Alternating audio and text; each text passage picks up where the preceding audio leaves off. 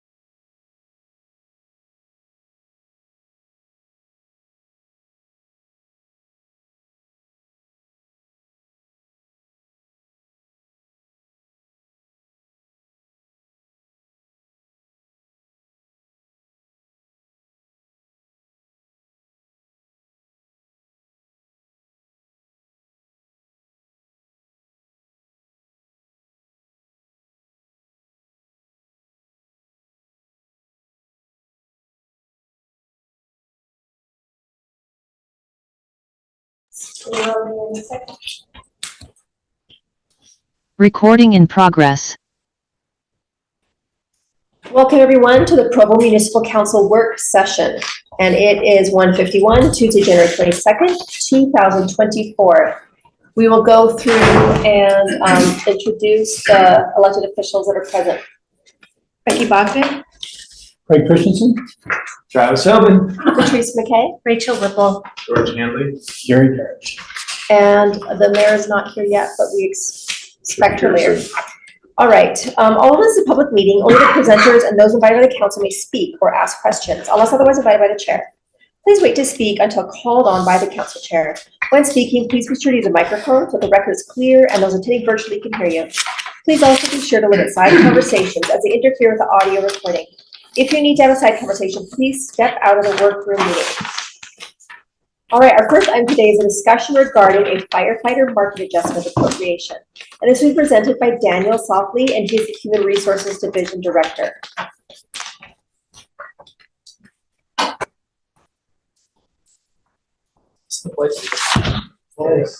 It should be on. Okay. Thanks for the opportunity to come and talk to you about this subject today. I am asking for a budget appropriation to adjust wages for paramedics in our fire department. The request is in response to changes around us in Utah County specifically that could impact our ability to attract and, more importantly in this situation, retain our trained paramedics. In February, I'm actually scheduled to give the council a more in-depth look at how we survey compensation. But for now, I can tell you that today's recommendations are primarily based on two things. The first one is a current review of the salary ranges of all the Utah agencies that employ firefighters that we deem comparable. There's about 20 plus of those. And then the second reason I'm here is due to recruitment turnover threats locally.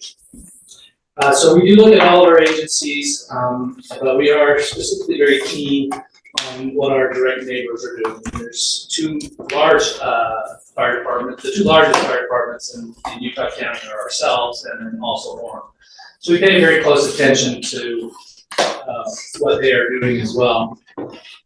Our current recruitment climate, just to kind of give you a preview of why this is important to us, is there is a shortage of paramedics. So a lot of agencies are recruiting at a lower EMT level. The certification requirements are a little bit easier to get. But it also means that you can't do as many things as a paramedic can. And so in order to keep them staffed, a lot of agencies are bringing in at EMT level and then training them in-house. Now that's not ideal. I mean, it works, but it's not ideal. We prefer to get trained paramedics right off the bat. And some of the reason why it's not ideal is, first of all, we have to send them to paramedic school. So there are tuition costs associated with that. It also takes just under a year. There's I think Chief Edmund was telling me there's a year program, but there's also one that takes 2 semesters, roughly 8 to 9 months. When they are in paramedic school, they are not on the road, which means we then have to cover for them not being there. And so there's significant costs associated with overtime and the staffing associated with that. And then, as I said earlier, also, we have more care options when we are staffed with paramedics as opposed to EMTs. So as other agencies have done this strategy, we're not alone in this. There are, one of the downsides of sending people to paramedic school is we also have limited seats because other agencies are also doing this. And so we can send, 2 or 3 at a time, and if we have 9 to 12 paramedic or EMTs, they kind of have to wait their turn to go, which is problematic. But this strategy that others are doing, as well as us, puts market pressure on agencies to keep their trained paramedics. And it also for agencies to look for these trained paramedics in their neighbors and up and down the Wasatch Front. So to this end, I'm recommending some pay adjustments for our paramedics to remain competitive, particularly in Utah County. There was, I believe you have a worksheet that was sent to you that outlines a comparison. It's a report that I gave John Borgett a couple of months ago. But I just kind of want to walk you through the changes that I'm making. Actually, if you go to the second bullet point, if you move up, the second bullet point, this one right here. So we look at a couple of things. One of the main things we look at is our range maximums for paramedics. We want to make sure that when we are being able to attract incumbents to us or keep our people, that the top of our range is competitive with other agencies. In the last month, what I did is after everyone made their adjustments in July, I went out and surveyed to see what other agencies are doing on their paramedic level. Now, our market philosophy is we're comfortable being within plus or minus 5% of the range, maximum, median. Now, a lot of agencies are centered towards the middle. There's not a lot of variance between the lowest and the highest paid. But right now, our current market position is just within our market parameters. And so given our recruiting climate and the second part of the issue that I have, I'm comfortable making that adjustment. So part one of our recommendation is to increase the top of our grade by 1, which would elevate us to 5%, which would put us more in line with the median. The second one, if you go up to the top bullet, this is kind of what got the conversation started. But Orem City, in July, made some significant changes to how they approach their paramedics. And they did a couple of things. Number one is they boosted the top of their grade, they boosted the bottom of their grade, and then they implemented an intermediate classification, a paramedic 2, for lack of a better term, that gave their paramedics kind of accelerated pay growth. And so what they ended up is when you get hired in as an entry-level paramedic there, you stay for, I think it's 3 years, then you move to a 2 at 6 years, you move to a master paramedic at 9 years. So they go 3, 6, and 9. We currently go at 5 and 10, and we don't have an intermediate step. So if you factor into all those things, they have a higher starting rate, an accelerated pay growth through the range. What it does is it means that if you were to look at the start theirs and the start of ours, we would not be very competitive if you were comparing the two. So if you go down to, just kind of illustrate this, if you go down to the bottom to that chart that I prepared, this on the left-hand side, that shows you where we are currently bringing in paramedics. And then if you did a natural progression, assuming everyone gets their merit raise and they get their career series advancements, and you go through year 1, or basically from higher to year 12, and then you compare to where Orem is, you can see that we, get upwards of 10% behind as we go. I think the smallest is 3, but most of them are on average 5 to 10. So when I look at this, I look at ours and I say we haven't lost anybody, but I look for threats and I consider this to be makes us more vulnerable. And so the recommendations that I am making today in order to remain competitive within Utah County and then avoid internal equity issues amongst our own employees, I'm recommending the following pay adjustments. If you want to go up, it's in the bullet point ahead, right here. So I'm recommending that we increase our starting pay by 5%. We increase the top of our grade by 5%. We implement an intermediate classification between paramedic and senior paramedic to accelerate actual pay. And then in order to avoid internal equity issues, whereas the bottom passes the top, we need to boost actual pay as follows. 5% for entry-level paramedics, then they'll receive an additional 5% when they advance to 2, 10% for those who qualify to be at the new paramedic 2 level, and then up to 10% for those who are at the senior and master paramedic levels. Now, some of them are only 5% away from the top, so they would get to the new top. And then this is very similar to the intermediate classification that we're introducing, paramedic 2, I think is what we're calling it. It's very similar to what we do for police officers already. And so there is a certain amount of symbiosis there that we like. The total cost on this chart, we were assuming a January 21st implementation, but we pushed that back a little bit. So the total ask right now for appropriation is $119,000. Okay. Any questions? Thank you. Any questions for Daniel? Councilor Garrett. Daniel, you haven't spoken to benefits. How do we compare beyond compensation? Some might say, well, our entry level is less, but we pay a higher 401k match. Or how do we compare relative to benefits to these other cities? Well, we do them separately. I'd say on the whole that we are very competitive on our benefits. Everyone slices the benefits pie a little bit differently. And so, but I would say our medical per se, particularly in comparison to Orem, is very competitive. But then when you are attracting new people into the field, they're mostly looking at our starting salary. Okay, sure. And in the last couple of years, Daniel or Chief, have we lost employees to Orem or neighboring cities? Has there actually been turnover due to this? So we have not lost any firefighters or paramedics to Snob. Thank you.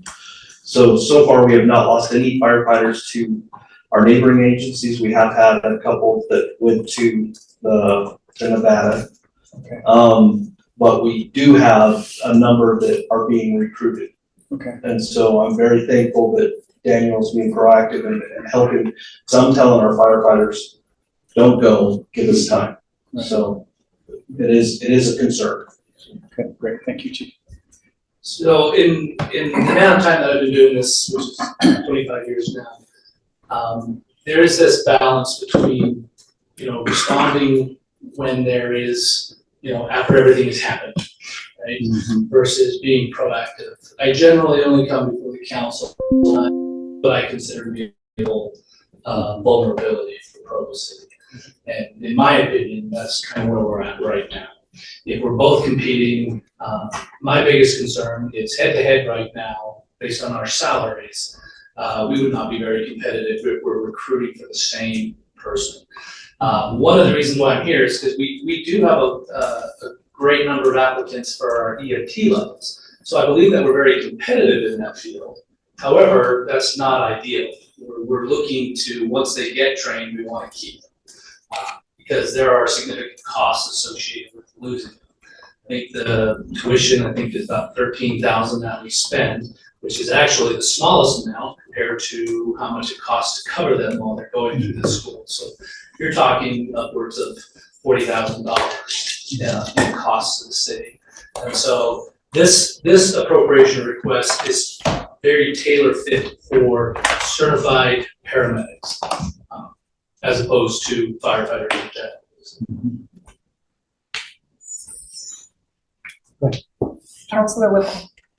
I have a couple of questions. Yeah. So Orem just did this in July. Since their implementation, have they successfully poached paramedics from other agencies? You said not us, but. I don't know. I would suspect, they set this up so that they have the ability to do that. Obviously I've heard, through the grapevine things. I tend not to give too much credence to that. So I don't know how successful they have been. I know that it puts them in a much better position locally, but there's still the issue of you have paramedics, you have a shortage of those, of people that are going to go. And, there are some built-in things. People put 5 or 6 years in with an agency, then they're in line to promote to captains and so forth. And so there's other reasons why people would stay. I don't know how successful that they've been, but I think they're in a much better position to do it than they have in the past. Have other fire departments up and down the Wasatch Front done the same sort of thing? I've not heard anything like that. When we look at the other firefighting agencies, typically in the past what I've done is look at where we are, because when we brought them in, we would give them a career series advancement at 5 years and then again at 10 years. In the past, I've looked at, if you go into another agency, what is their actual pay at 5 years? What is their actual pay at 10 years? We have been very competitive in the past. This is a new wrinkle that I think we need to account for. My last question is, if we do this right now, how would that affect a potential cost of living adjustment for all employees throughout the city with the next budget? We've always treated those separately. Okay, So I don't so we think would it- give them a 5% increase with this and then potentially another COLA to add on? Yeah, this is based on current market data. Okay, So a lot of the agencies haven't decided what they're doing with COLA, if anything. We survey that COLA to see what others are doing. And then when we give ours, it does help us if we do what similar other agencies are doing. We've given COLAs the last couple of years, and I can tell you that if, even in this example, we've given 9%, I think, over the last 2 years. Our current range maximum, we're at -4.8. Without that COLA, we're -15. Right. And so we look at those separately. We'll survey what other agencies are doing, and the mayor will make a decision on available budget and what we have. But no, it's not in lieu of COLA. Okay, so if we approved this, we would increase their pay right now for the rest of this fiscal year. That would set the pay grade for the next fiscal year, and they may get a COLA on top of that, depending on what the recommendation is. That is correct, because the market will reset itself depending on what others do at the beginning of the fiscal year. Thank you. Councilor Christensen. Just had a quick question. Michael, do you mind bringing up just wondering, how do you think about the delta, you know, as you go through the new percentage difference? I mean, why these numbers and why not 10% more, 4% less? Because you've got a fairly significant spread. I was just wondering what the thought process was. So you have to remember that we are comparing two different agencies that have two different existing pay structures and how they do things. And so when we make adjustments, for us example, we have a pay grades table. And our pay grade table, all of our grades are 5% apart, but our steps are 2.5% apart. So when you are trying to adjust kind of where they fit, they have to go within the context of our current policies, which is when you get a merit step. Our merit steps are 2.5%. In Orem, they get 3%. Yeah. However, when they get a career series advancement, their career series advancements are 6%. Ours typically are 7.5%. And so when you account for all of that, you're trying to get to the closest where you can be competitive without, you know, exceeding the market too much outside of our philosophy. And so you're trying to work within kind of the pre-established guidelines, which is kind of where we ended up. And delighted you're doing this proactively instead of after it's too late. Yeah. Nicely Yeah, done. I mean, I get a lot of people saying, we're gonna lose everybody. And, you know, I've become well accustomed to trying to push out the din of that, and see what the data tells me. And the data tells me on this one that Provo's vulnerable. Yeah. And so that's why I'm here. All right, any more questions for Daniel? I do. Dr. Bogdan? So if we vote yes on this, and it's gonna be perpetual, right? What does that mean? Does that mean we're gonna have to raise the taxes here in the next year? Or does that mean that we're still gonna be okay perpetually if we raise this and then we get other things? That might be a better question for the mayor. I can take a stab at it if you like.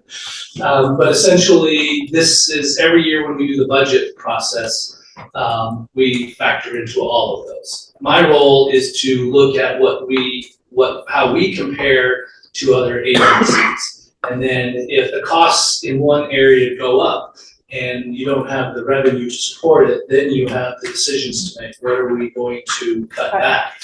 Are we gonna cut back manpower? Are we going to cut back programs, and so forth? And so the annual budget process, I would say, is kind of the correction point every year. But ultimately, what my role is we have fire trucks, and my job is to make sure that we've got people in those trucks to provide the services. I get that, but I also get that this is coming out of some kind of a slush fund that wasn't budgeted per se to any particular reason but general fund, right? And so in the future, if we allow this, what does that mean?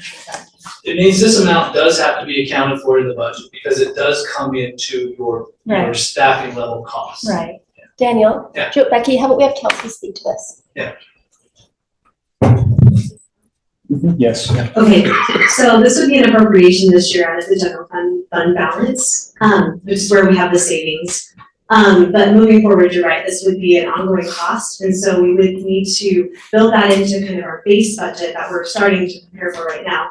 And then what we do is we kind of take all the personnel costs and know what, you know, probably without a COLA factored in initially, just kind of what are people going to get paid next year if we just do, you know, regular merit step increases as well as the career series advancements. And then from there, we'll kind of give everything to the mayor and say, this is where we're at.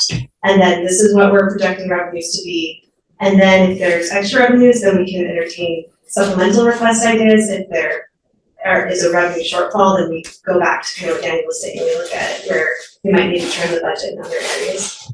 So it's still too early to see if whether we have to trim the budget and where it would Exactly, actually. we won't know until probably April, and then we'll present the tentative budget in May, so then you'll kind of know where everything landed. And I think it's important to recognize that the administration is promoting this, knowing very well the long-term consequences, right? So, But we're still the ones in charge of the budget. yep. And we still need to know where that's coming from and how that's gonna affect the future of the budget. It won't be an appropriation in the future, it'll be built into the budget. Right, but it still has to come out of something.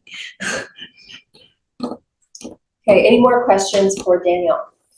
Okay, well, needless to say, we love our fire and we're very grateful for them and, you know, they're invaluable obviously to the city and our community. Rachel just did some Life-saving Huh? CPR. Nice. with the Training. new, with the new paramedics or the new firemen. Yeah, it was They were our new EMTs. the new EMTs, and there were other firefighters there who were getting recertified. It's fantastic, like, you all should go and do that. It is something we'll hit you up with, so we'll get another time if they're gonna do it and invite you guys, if anyone who wants to do it. Yeah. Michael, Is the plan to bring this to the February 6th night meeting? Yes. okay, Yeah, I that believe was that's on the my next agenda question already. too. All right, well, thank you so much, Daniel. Thank you, appreciate the support. All right, number 2, a discussion regarding an ordinance amending Provo City Code regarding the neighborhood district program. And this will be presented by Rachel Breen, our community relations analyst, and she has been running our neighborhood program. Councilors, Mayor, thank you so much for letting me come and speak to you again. Oh, Rachel, I would like to recognize the mayor is with us now. Yes. Okay, just as a reminder of our conversation 2 weeks ago, we were going to make some code changes regarding the neighborhood district program. One of them was to not have a max on the number of board members, but instead have it be 1 up to 2 per neighborhood. Also to allow board members to serve consecutive terms if they are approved again from the council.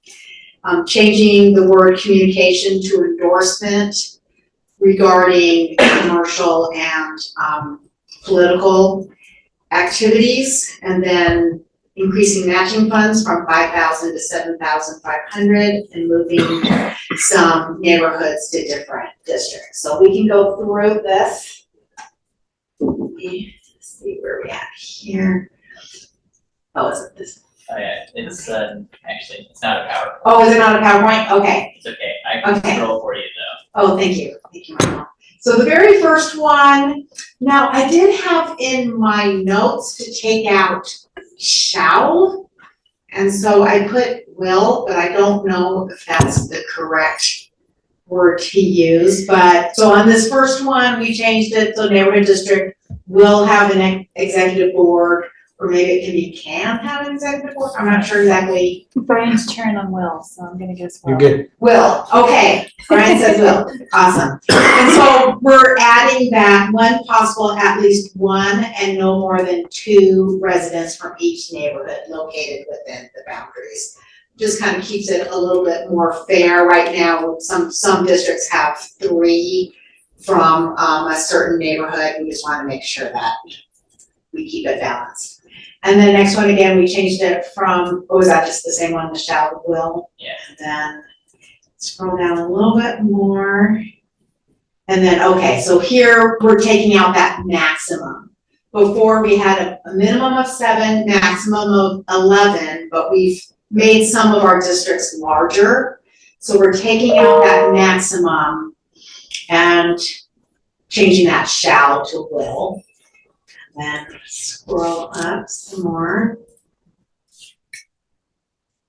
And here we're taking out that whole section about no individual may be appointed to serve on executive board within the last 12 months of serving, unless there's a 3-month break, and then they'll allow them in. we decided that since they're being approved anyway by the council, there wasn't really a need to wait that 3 months because sometimes we might not have someone that can come in to serve on the board. We don't want to have too much of a break.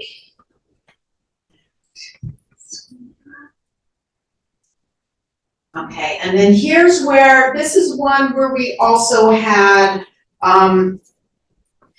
we had some problems with the word motion in some of our meetings. It gave the residents the feeling that if they made a motion in a neighborhood meeting, the city then had to follow through on that, and that is not true. So we felt like we wanted to change the word.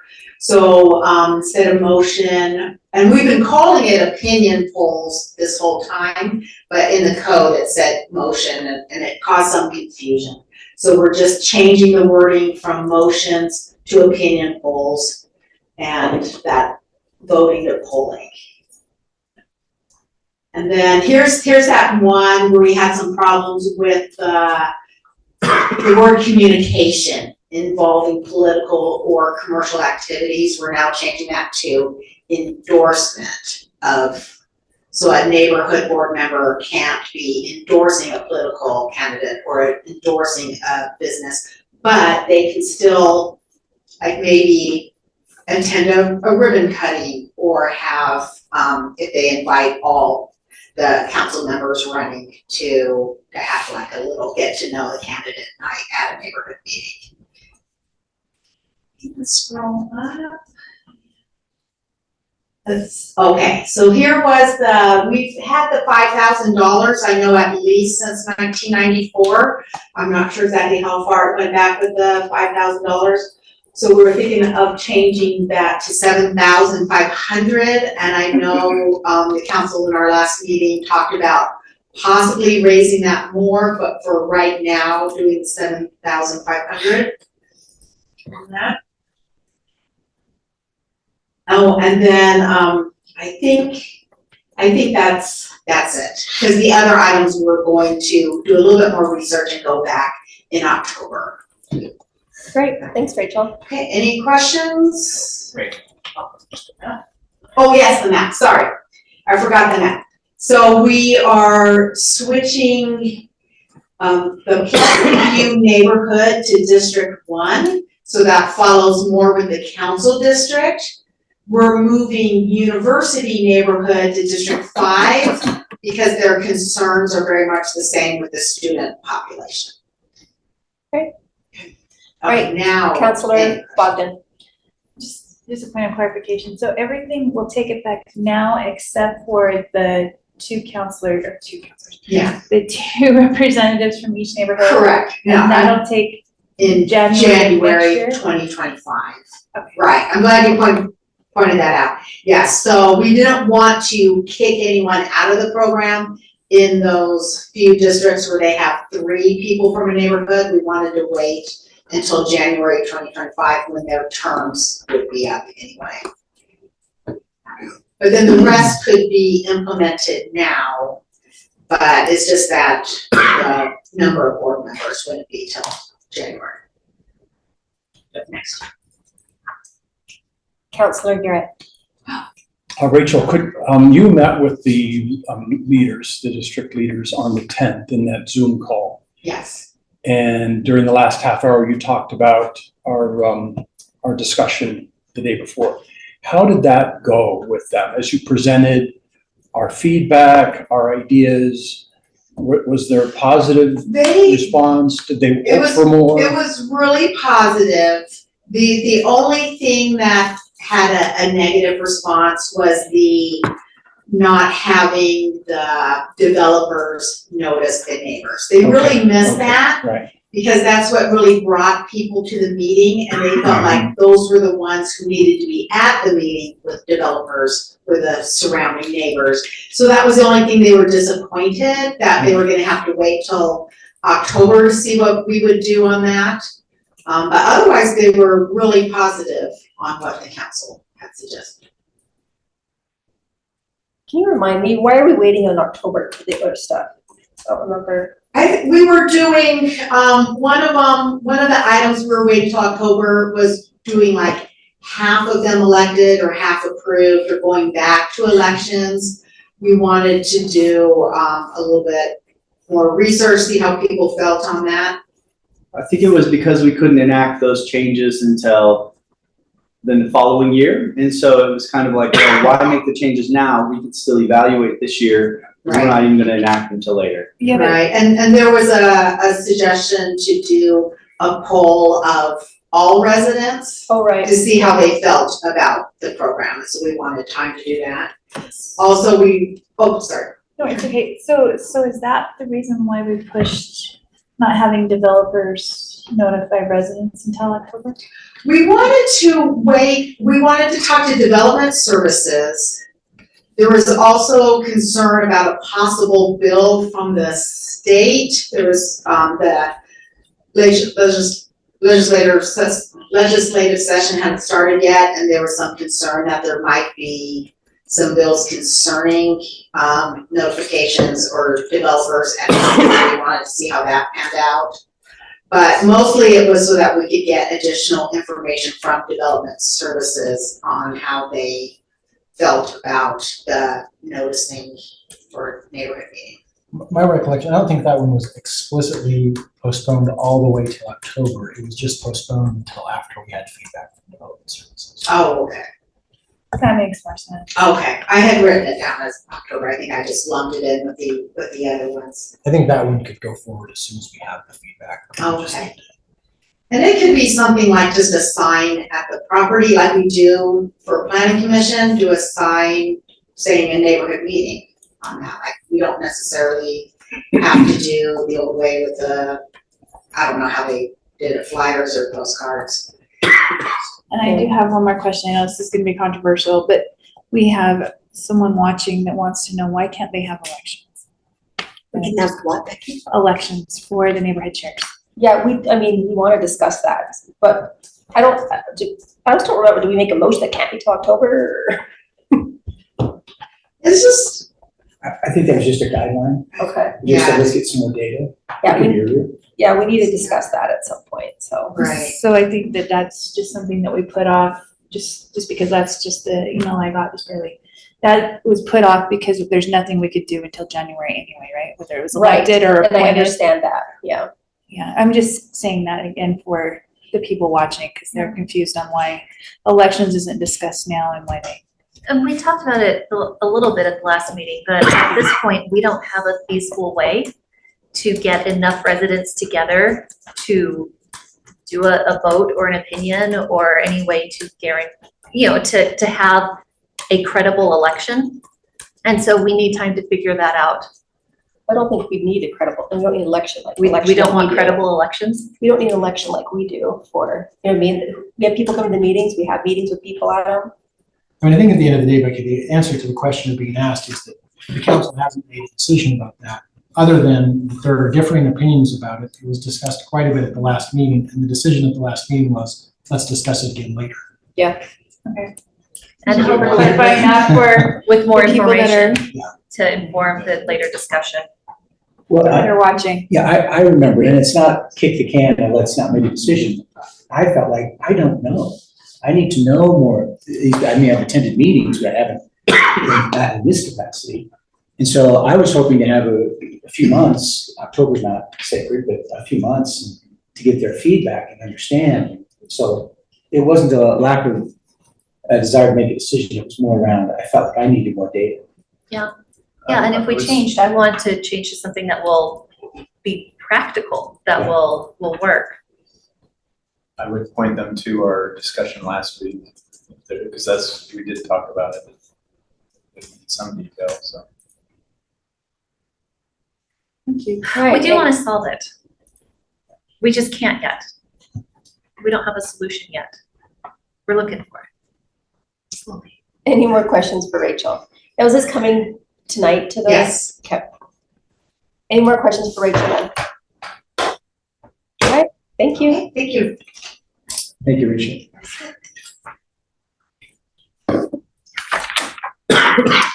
All right, number 3, a discussion regarding short-term rental properties in Provo. And this will be presented by Malia Daly, policy analyst.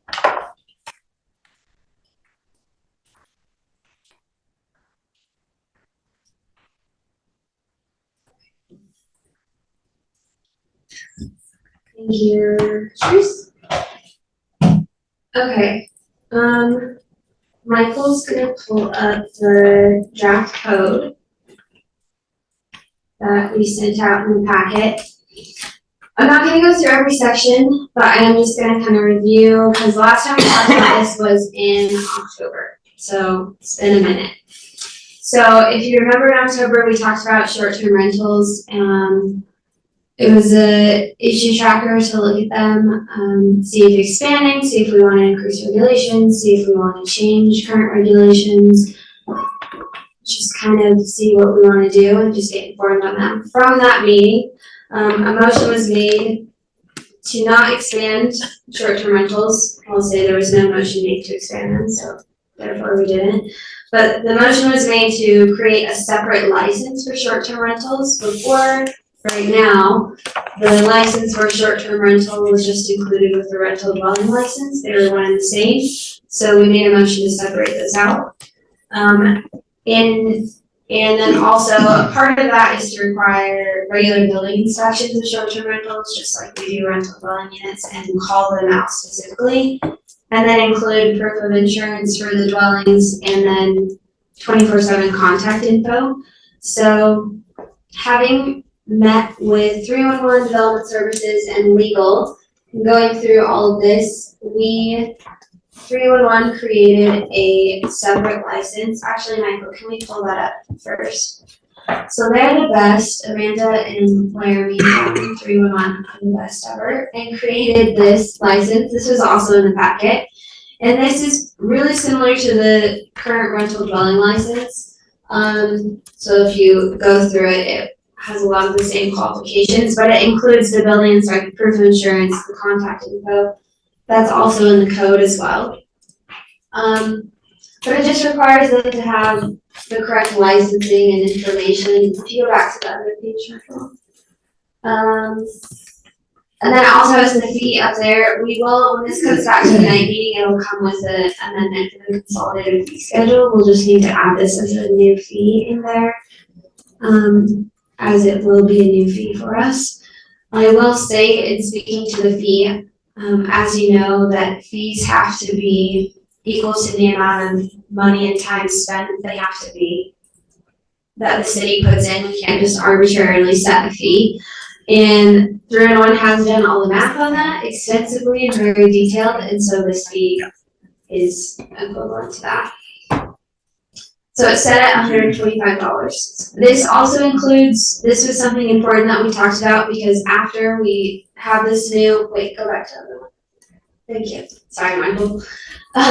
Because after we have this new code and this license, we want to go back and then there was a motion to then make a new, to set up our code so that way the hosting sites, the short-term rental hosting sites, have to verify that the entity has a dwelling license and it is registered with a tax license as well, in order for their payment to be processed as a form of regulation and making sure short-term rentals are viable and in the correct zones within the state.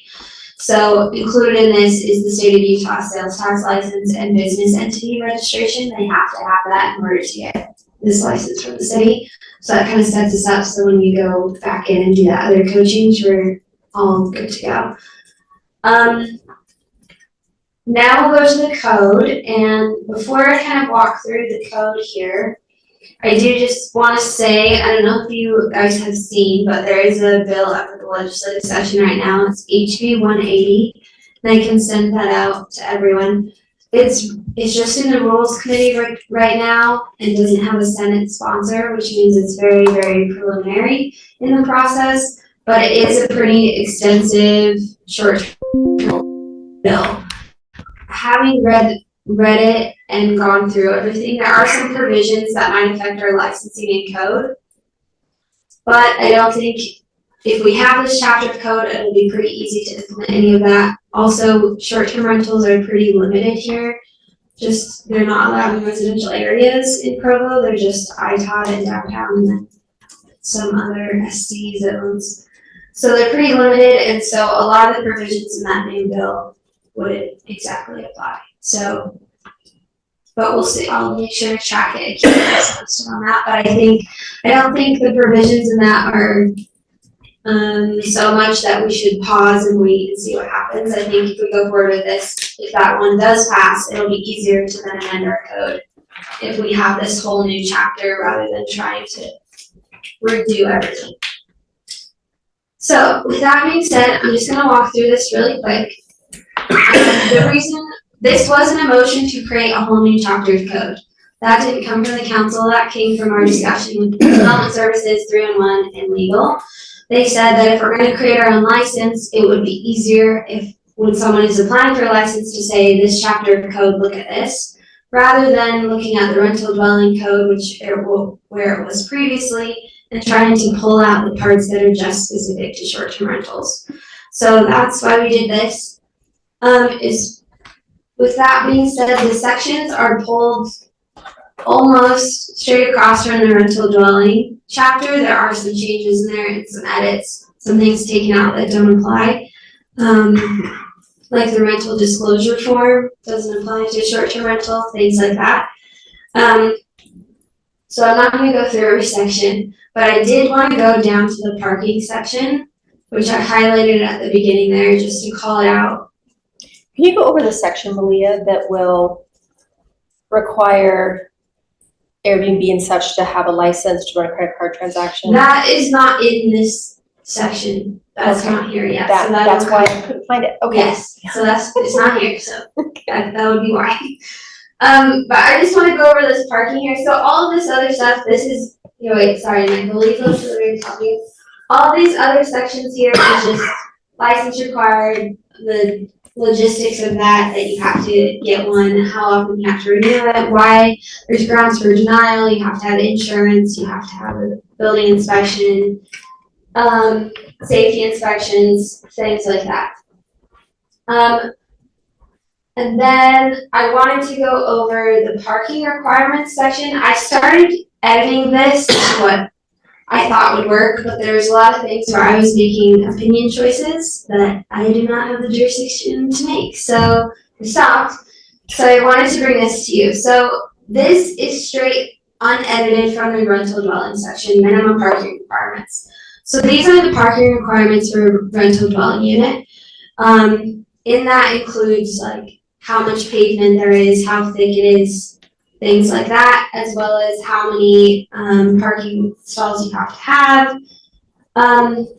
My question here is, given that our short-term rentals are largely in the downtown and ITOD zones, so in complexes or sometimes in individual detached or townhomes or condos, but parking is not the same.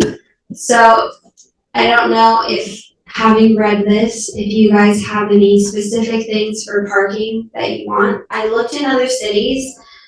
Other cities here in Utah, they have what they call parking plans that you're required to submit to get a license. So Orem has this, Sandy has this, North Salt Lake, Bountiful, and in the parking plans, the cities vary, but you have to have either a limit on the number of cars you're allowed to have per listing. Some just have a cap, like each listing you can only have 2 cars when someone comes, or 1 car, or dependent on the is. Others have in combination or separate. You have to have off-street parking available for your short-term rental or a dedicated parking space. Some say you don't have to if it's in a certain area, like if it's in our downtown or an area where there's not a lot of off-street parking. So I looked at those, and we could require something like that, a parking plan to be submitted with a license application. From my opinion, I think that would be wise. Was that Development Services opinion too? I haven't asked them about this, but I think that would be, just knowing them, I think they would also appreciate that.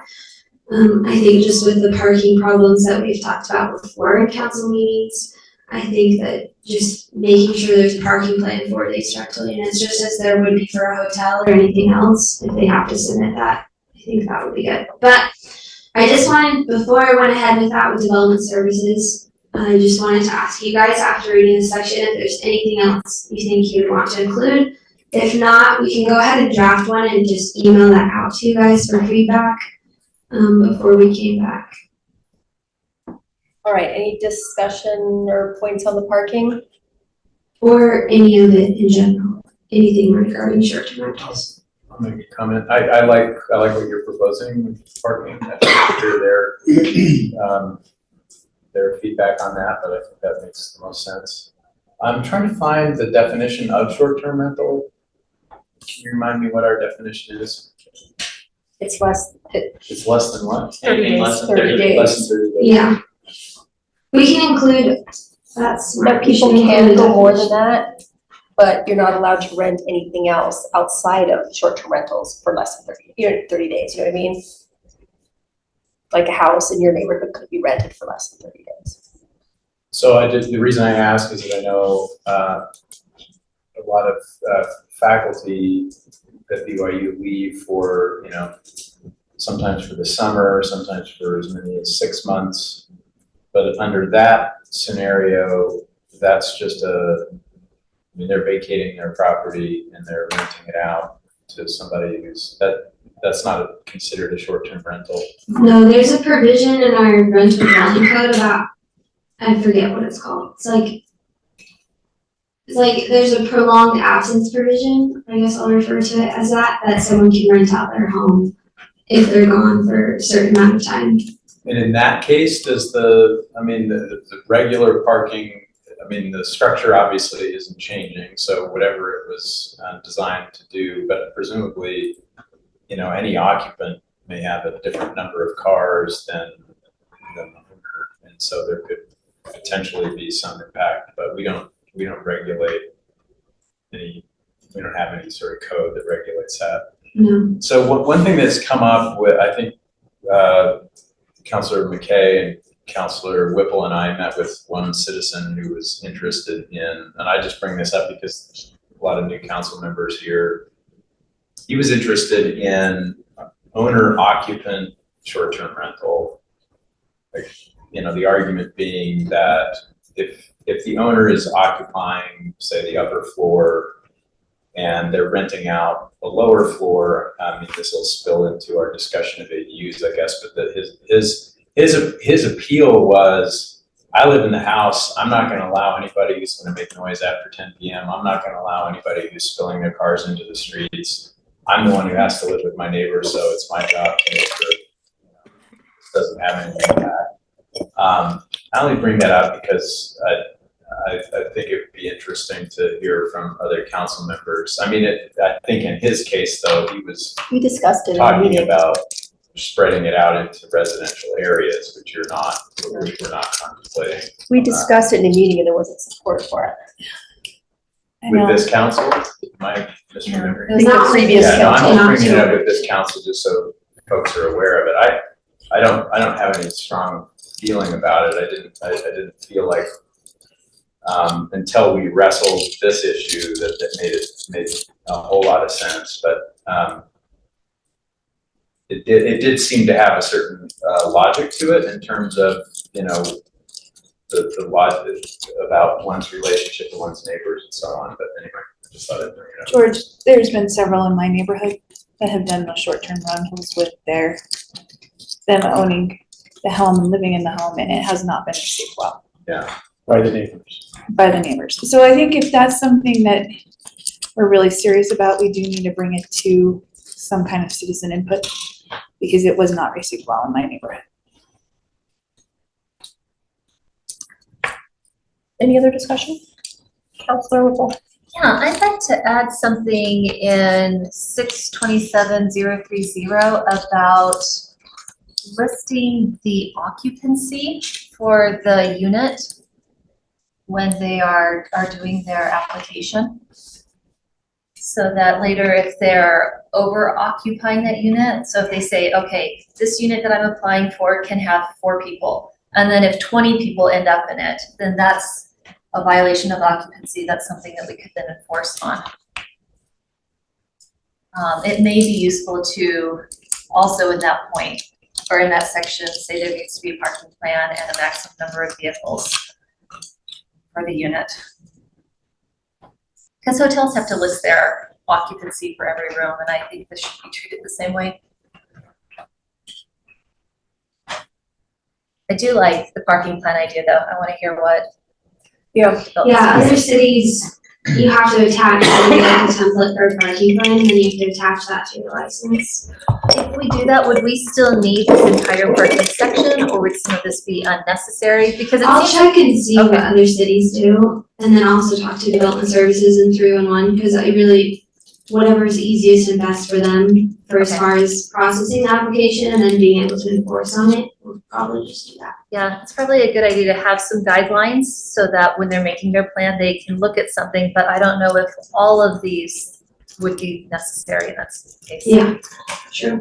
Councilor Whipple, I'm trying to make sure I understood what you said about the, are you thinking list the maximum occupancy like per the fire code or something?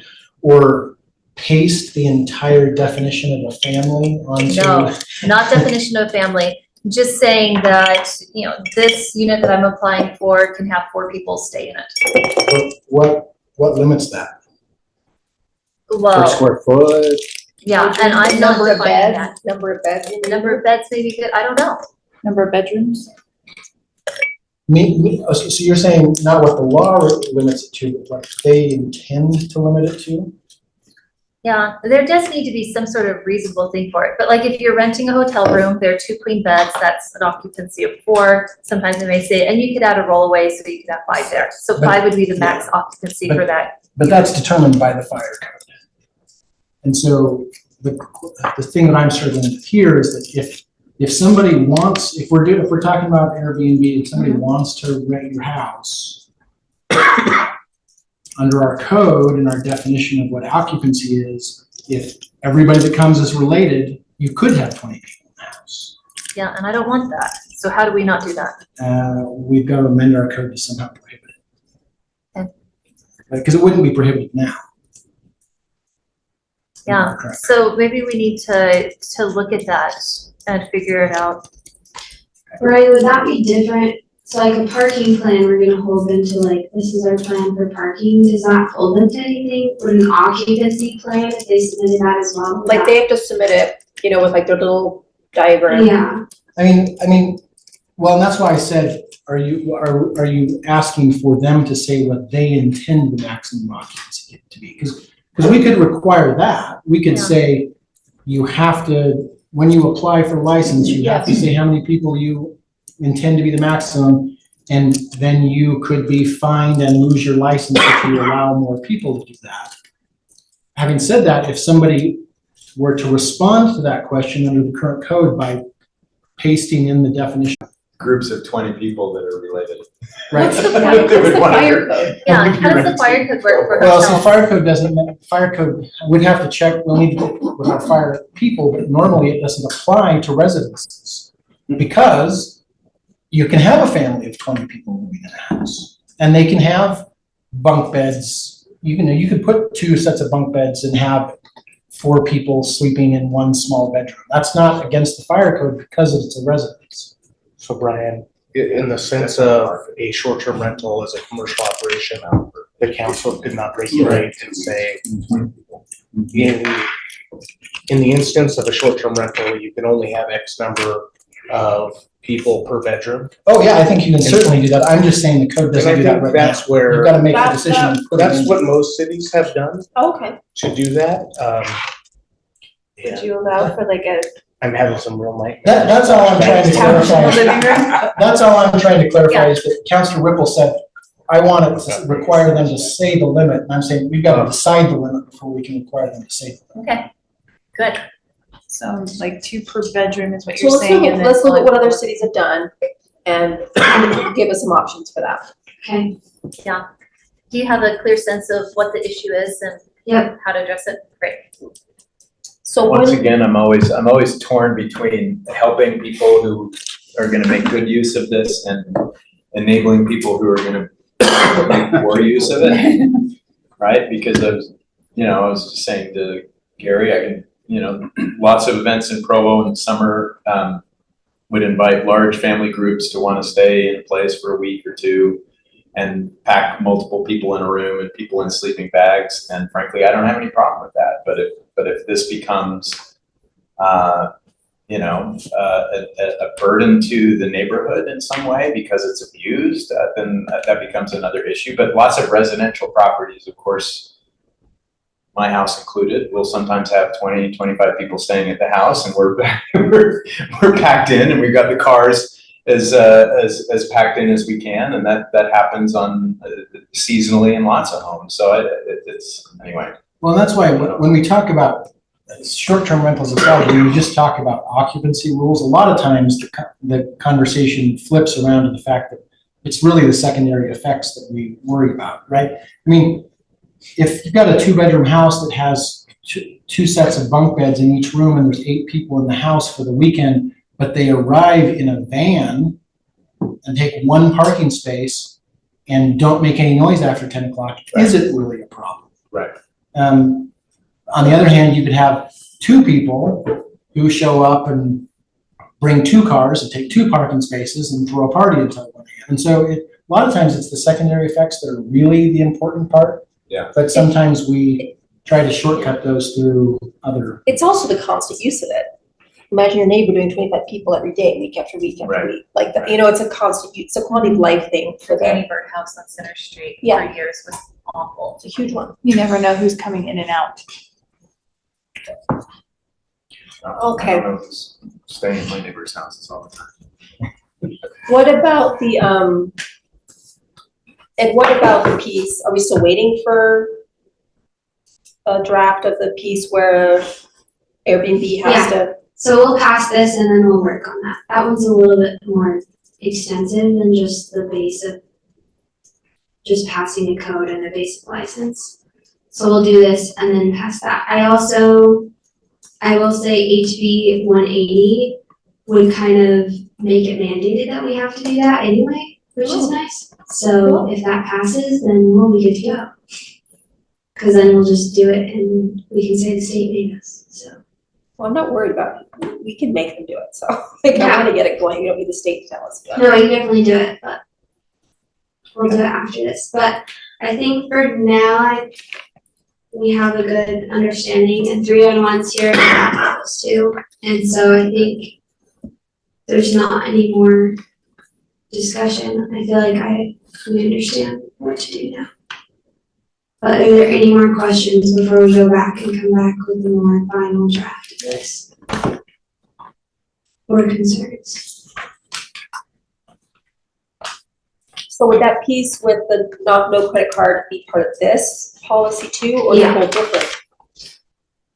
It'd be part of this. And if you want to, we can go back and it'll just take longer to get it passed, but we can go back and include that in part of this. The thought was just to get this passed and licensed, so then we can start doing it, or we can just do it all at once. And the one thing to consider if there's a current bill going is, I know we don't have to wait for the state to authorize us to do it, but if we pass something that says we're gonna do it this way, and they pass something that says you have to do it this way, then we'll have to change it anyway. Okay. It's up to you. We can do it either way. That's fine. Brian makes an excellent point. Maybe by the end of March would be lovely. Yes, I have a question. So I know we have that scraping software that can, find where all the short-term rentals are. Can we use that software after this is passed to send a notice to them, say, hey, buddy, you need to get a license? I don't know if that's legal. Because it's not enforcement, it's an invitation to come in compliance. Yeah, I don't know why that would be prohibited, because the only thing it says is that you can't use that as your primary evidence for prosecuting them. And then if we're sending it to listings that are certainly not going to be given a license because they're in the wrong zone, would that be an opportunity to just have a talk with them and say, hey, you shouldn't be doing this, if they actually came in.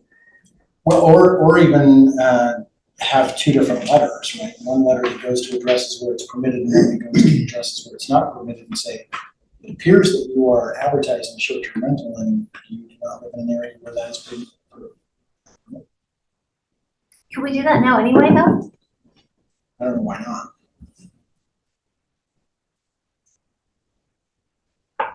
Again, I think the only question is, in my mind, is there was some discussion last time this came up about whether we wanted to change where it's permitted or not.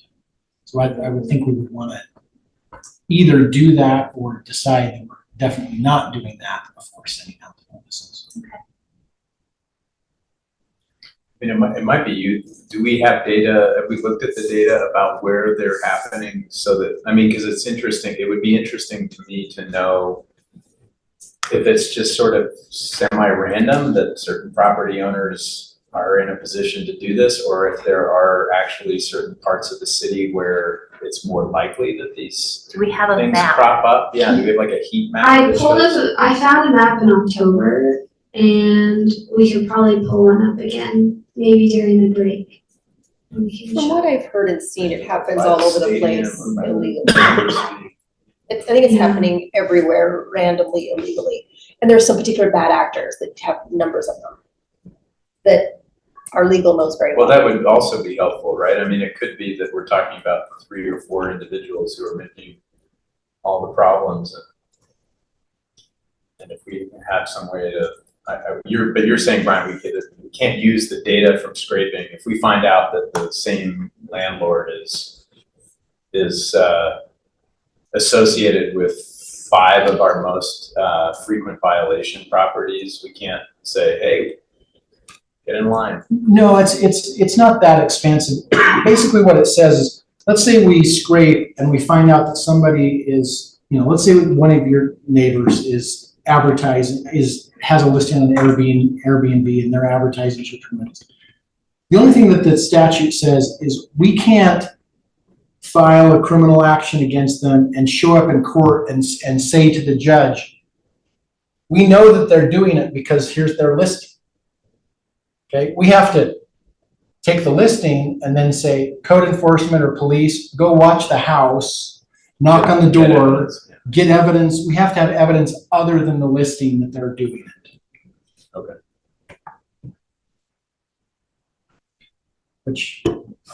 But if we did that and we found that it was the same owner. Right. The law itself, I shouldn't say this probably during the legislative session, it makes no sense to me because if I was posting on social media that I was selling drugs, right? That could be used as evidence against me. But anyway. I don't know. Free speech shouldn't really include speech that says I'm going to violate the law, but that's just me. Any more Yeah, discussion? we had a judge position up a little while ago. All right, so you'll be coming back to us in a work meeting, will you? Yeah, Okay. I'll probably do work meeting and night meeting the same day. Okay. So we can review and pass or continue. Thank you. All right, next, we will take a break. We'll take a break until 2:05. 3:05.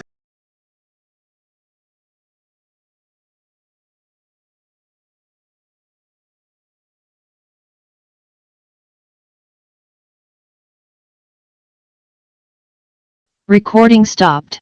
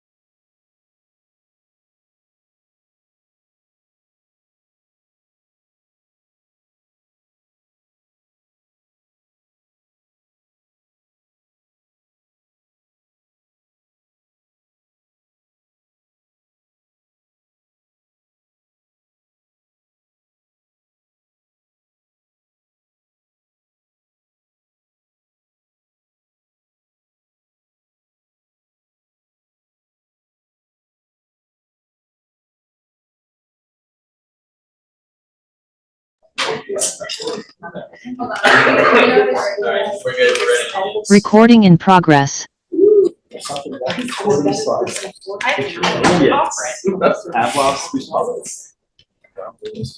have a question. Did you offer a case of presentation to the audience that you just said? Yeah. I asked Justin if he did that.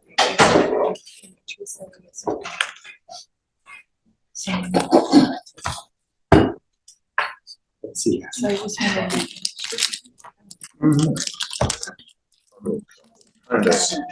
Not experienced. She's good.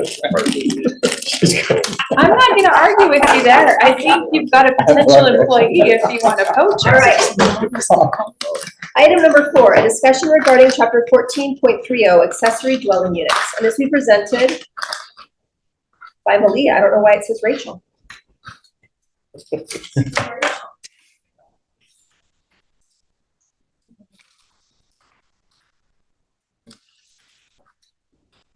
Okay.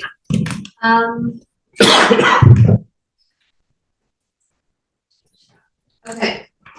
So this working item is the result of some motions that we made in the last council meeting on January 9th, if you remember. So we actually made, let me just pull this up actually. We made 4 motions.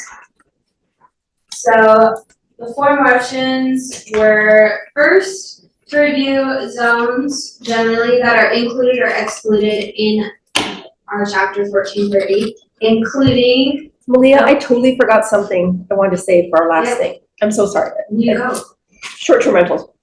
I am worried, I do think we should put a cap percentage on how much one building can be short-term rented out. So if we get someone putting in a condo building with 40 condos, then 30 of them can't become short-term rentals.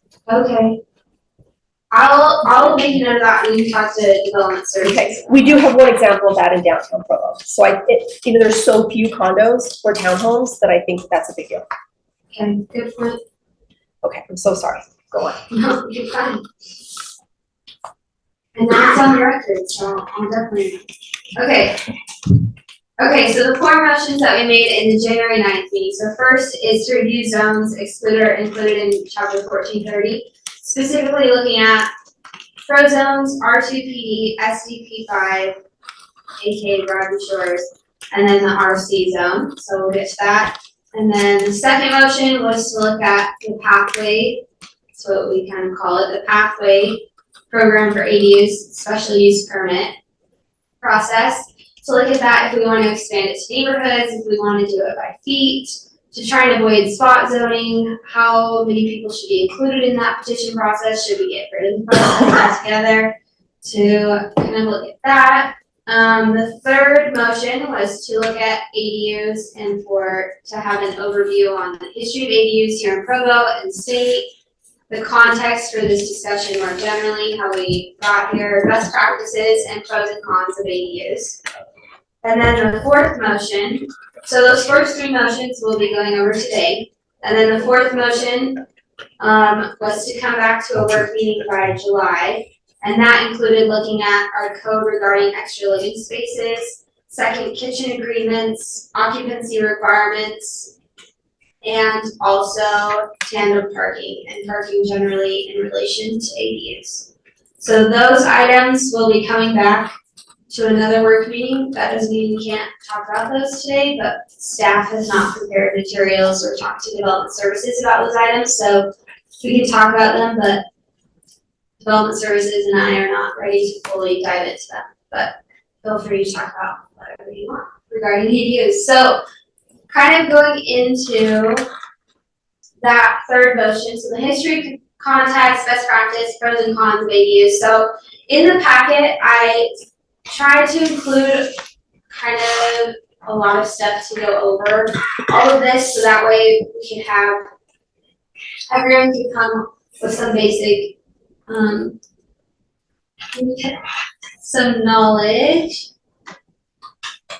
Okay, I also wanted to include, so if you know, in our general plan, both in the housing chapter and then in appendix B, I think it's the moderate income housing plan, they both specifically call out ADUs, so I just quoted that here. It's the second strategy in the top 3 housing strategies in our general plan to support zoning, promote ADUs and infill development. The other 2 being promoting home types in single family neighborhoods and the value of those. Kind of some basic arguments. I kind of pulled 3 basic arguments about permitting or not permitting ADUs, both from council discussions and what we've talked about, but then also from discussions over the state and from research. So permitting ADUs, one pro of that is increasing just housing stock generally, just increases numbers and options for renters without adding primary infrastructure. So you don't necessarily have to add in new roads and new sewer to it. You can supplement income for homeowners. And if you make it citywide, this is just a pro if it is citywide. This is something Development Services has also stated before, is that the primary focus on ADUs can then shift to if ADUs are safe and meeting requirements for permitting. Now the other side of that is, of course, if you do allow ADUs more expansively in a city or citywide, then your on-street parking is undoubtedly going to be increased. There's going to be an increased strain on that, which is a frequent sticking point that we have talked about. Neighborhood character and or increased density. It's going to increase density, obviously, in the neighborhood as more people will be there and there'll be increased units. And then code compliance is going to add another rental type for code enforcement to manage and to try and focus on and get trained on. And then also parking as well. Can I ask a question about those the bottom points, code compliance? Yeah. I sort of heard that, I mean, I kind of asked Bill a little bit of this last time, but I'd like to know, and maybe it's an unknowable thing, but I'd like to have a clearer picture of why code compliance becomes more difficult if we allow it, or does it become more enabled?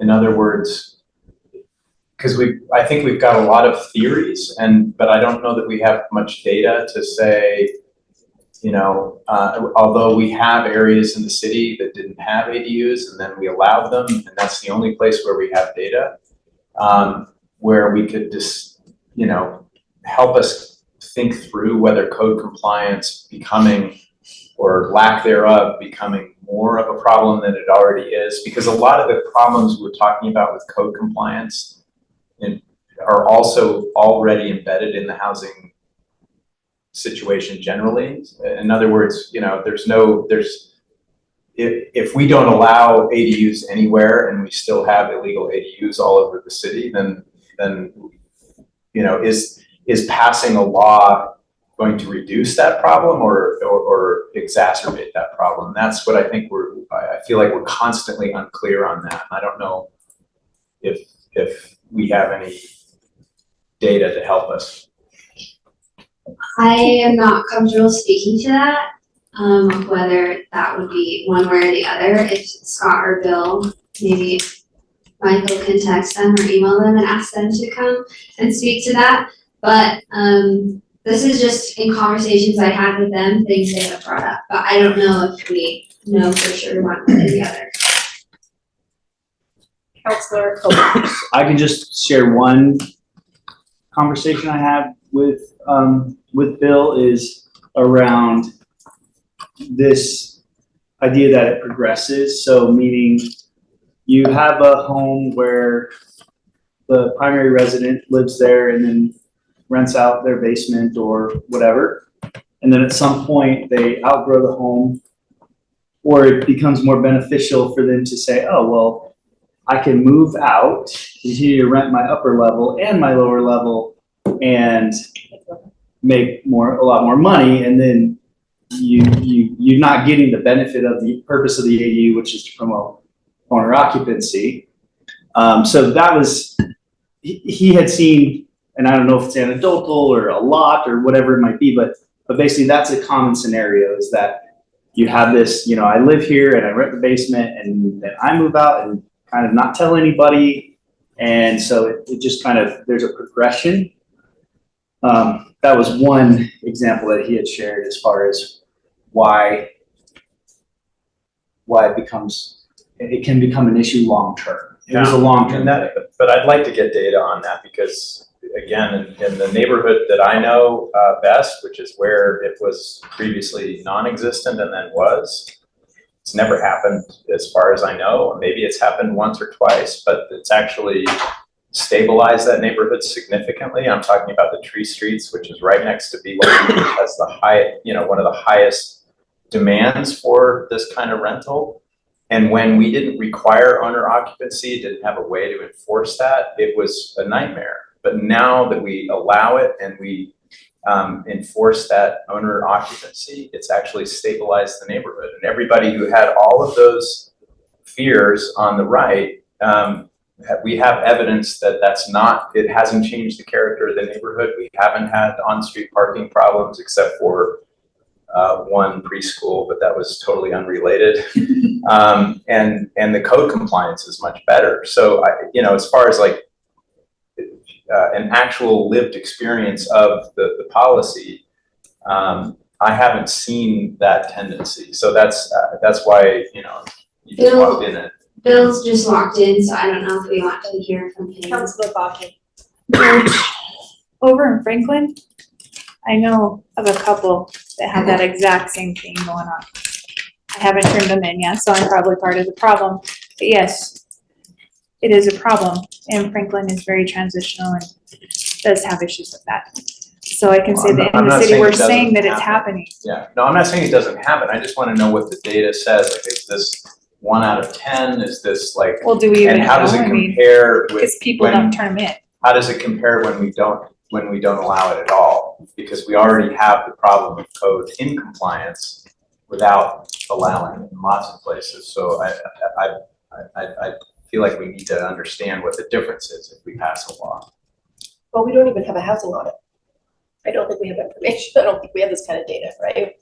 Until we do a housing audit door to door, we're not gonna know these things. Councilor Hoban and then Bill. I can say too, and maybe it's anecdotal, I don't know, but, basically kind of going off of the information I try to gather just through conversations and such, but for example, in North Park and other neighborhoods that have kind of been decimated by absentee landlords and illegal duplexes, the sentiment is basically like, it impacts certain types of neighborhoods more than others because certain types of neighborhoods are going to be better at policing each other and certain types of neighborhoods are going to be less likely where the neighbors are going to be less likely to turn themselves in because they're doing it themselves. And so there's less kind of self-policing that goes on in certain neighborhoods. So I guess my impression is that the lower socioeconomic neighborhoods are impacted much more because they're less stable, they can be more transient, things like that. And so, again, maybe it's anecdotal, but I'm just going off of conversations with neighborhood chairs and like Eric Chase. Yeah, I think he's supportive of something like ADUs and such, but he also sees the reality of it in North Park where, when these things aren't enforced, when the laws aren't enforced, it can have a real negative impact on the neighborhood. So I'm just trying to be sensitive to If that. I could be really clear about my question, I recognize all those problems. My question is, those are problems that are already existing in neighborhoods where ADUs are not allowed. No, they are allowed. Well, there are a lot of them where it's happening without it being allowed. And what I want to understand is if you allow ADUs and you have a process by which owner occupancy is enforced, do we have any reason to believe that the violations would go down overall, or would they increase? Because that seems to be the crux of the pro and con, and I don't know that we've ever gotten to the bottom of that. And I don't know that we have existing data on that. I can see what we can glean from enforcement cases that we've been working on over the last few years. But I think Mr. Hoban just hit on a point that you were also making, Mr. Hanley, and that is that some of these established neighborhoods where we've had ADU streeters, like your neighborhood, like Mays or some of the others, the residents have gotten very good at policing the neighborhood themselves. And it works very well in this neighborhood, that it takes a lot of burden off of my department, because the neighbors make each other aware of what the rules are, and they kind of hold each other's, feet to the fire. Those are ideal situations where the ADUC is working and it's very little, it's not taxing at all, or very little taxing on my part of it. But I would have to try to do some research to more specifically answer your question with data that would back it up.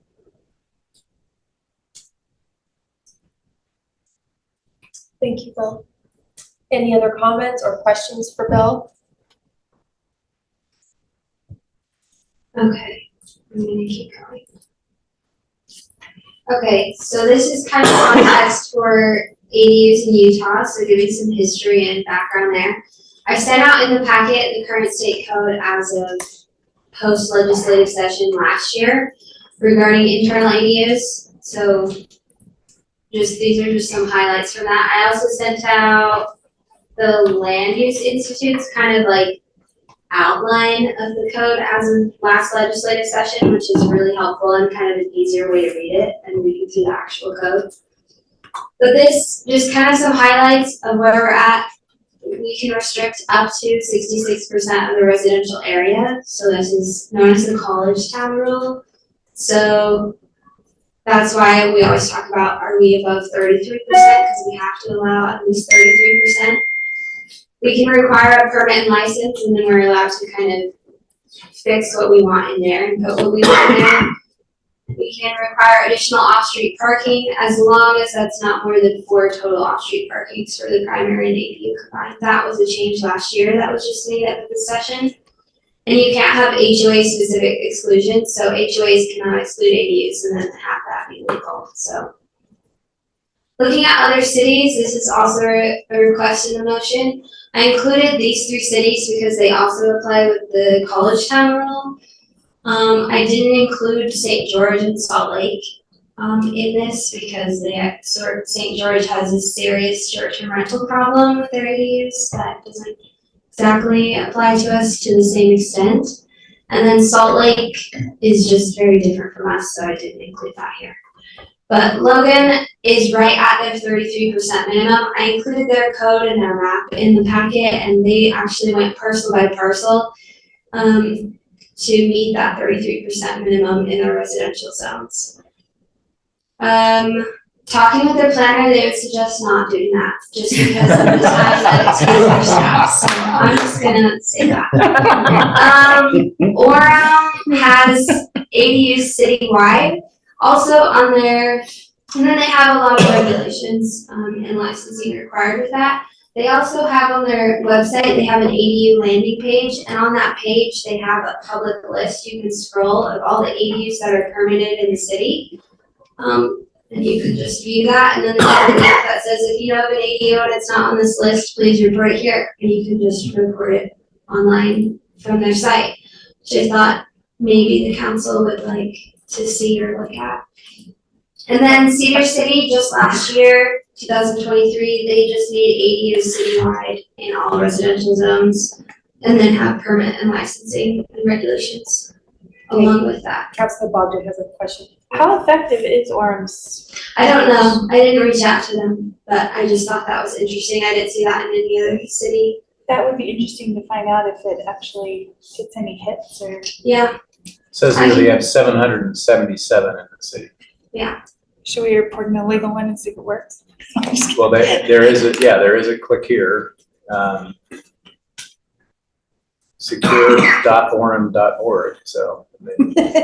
So they have numbers that they can report on their moderate income housing thing with that. If you go, it's called, I just did the Orem Accessory Dwelling, but it's actually Orem Accessory Apartments.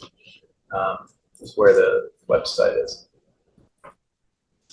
So that's just what I found from other cities that are similar to us. I just looked at college town cities. And then this current legislative session, there's no public ADU amendments yet. I haven't checked today. There might be things public today. I haven't had time to look at that today. But there are kind of talking about the percentage of residential area increased either by zone or just total throughout the city, and then parking requirements. Those were the main 2 things I heard from listening to the CHA throughout the year. but there might be some other ones that come out. So we'll be tracking that, and I know the mayor and Isaac are up there all the time, tracking these things as well. So we will stay in contact. Going back to, Oh, yeah, I do have another question. yeah, Probably for Bill. Is it in our best interest to have a separate licensing for ADUs versus the rental dwelling of maybe a whole house or something? Just to keep them separate? Or does it matter? It matters.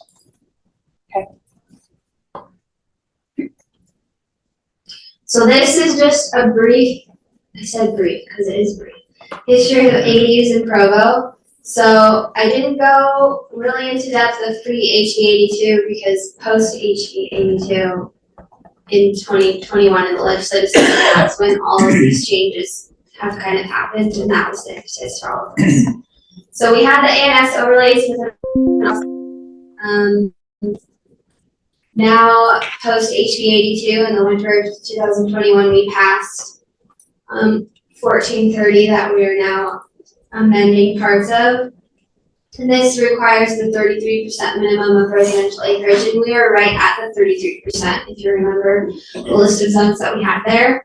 The ANS overlay, we kept those zones that had ADUs in them, and we just put them in as a map in the code. That map is still in chapter 1430, and I can pull that up a little bit later.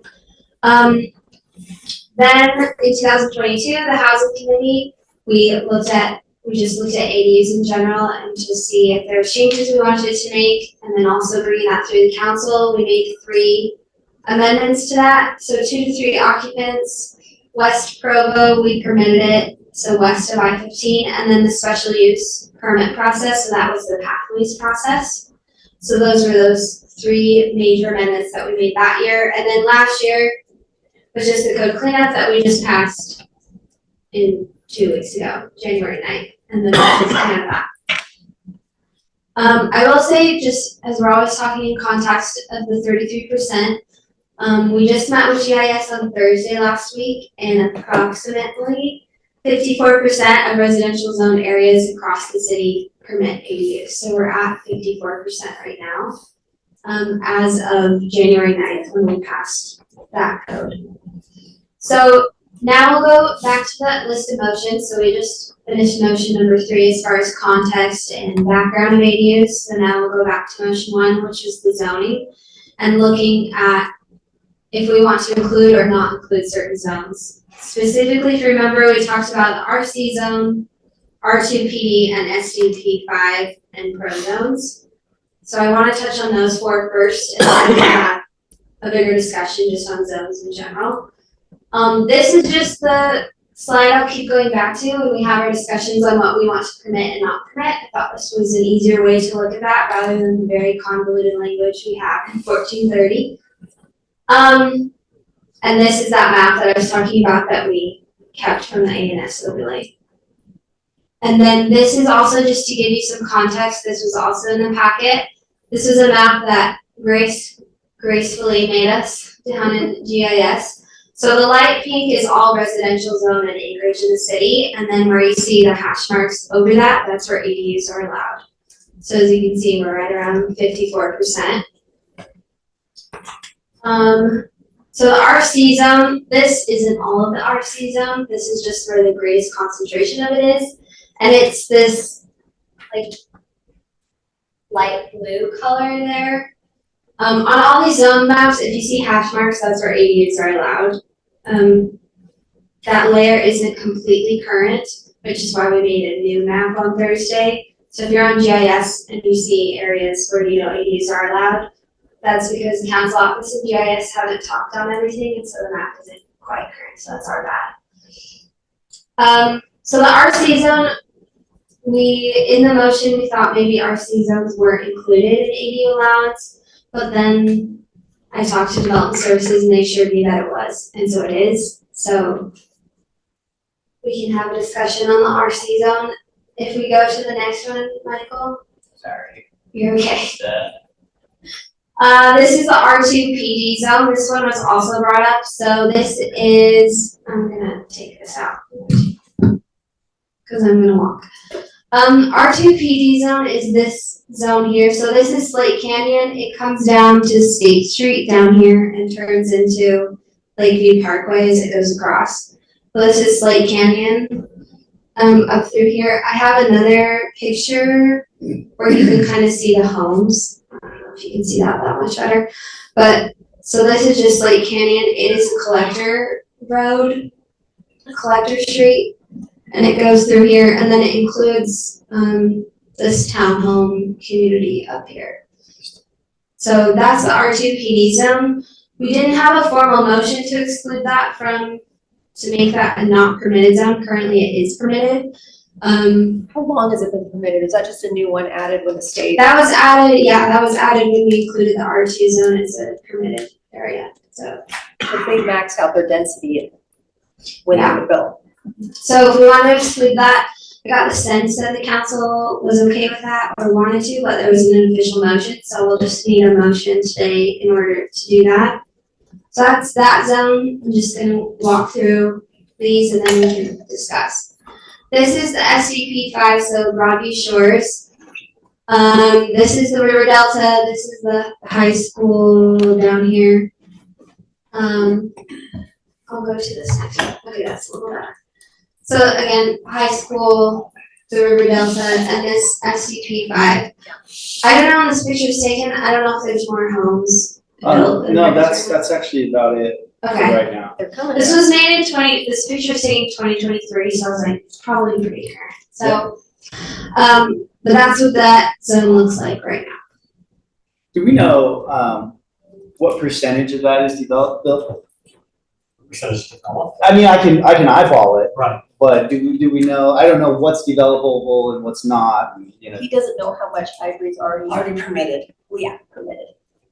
I just made that map for you. Remember how You we did. were that Ivory Hooks piece? It's okay, it's okay. I was just curious. It looks like it's about, you know, a quarter developer, maybe. Right. Something like But that. it's a lot and it's denser. Isn't it the denser stuff? There are. It's Yes, more dense. higher density pieces. So just some anecdotal evidence, because I love to throw that in there, and I'm always very cautious. George likes to call me out on my lack of scientific studies.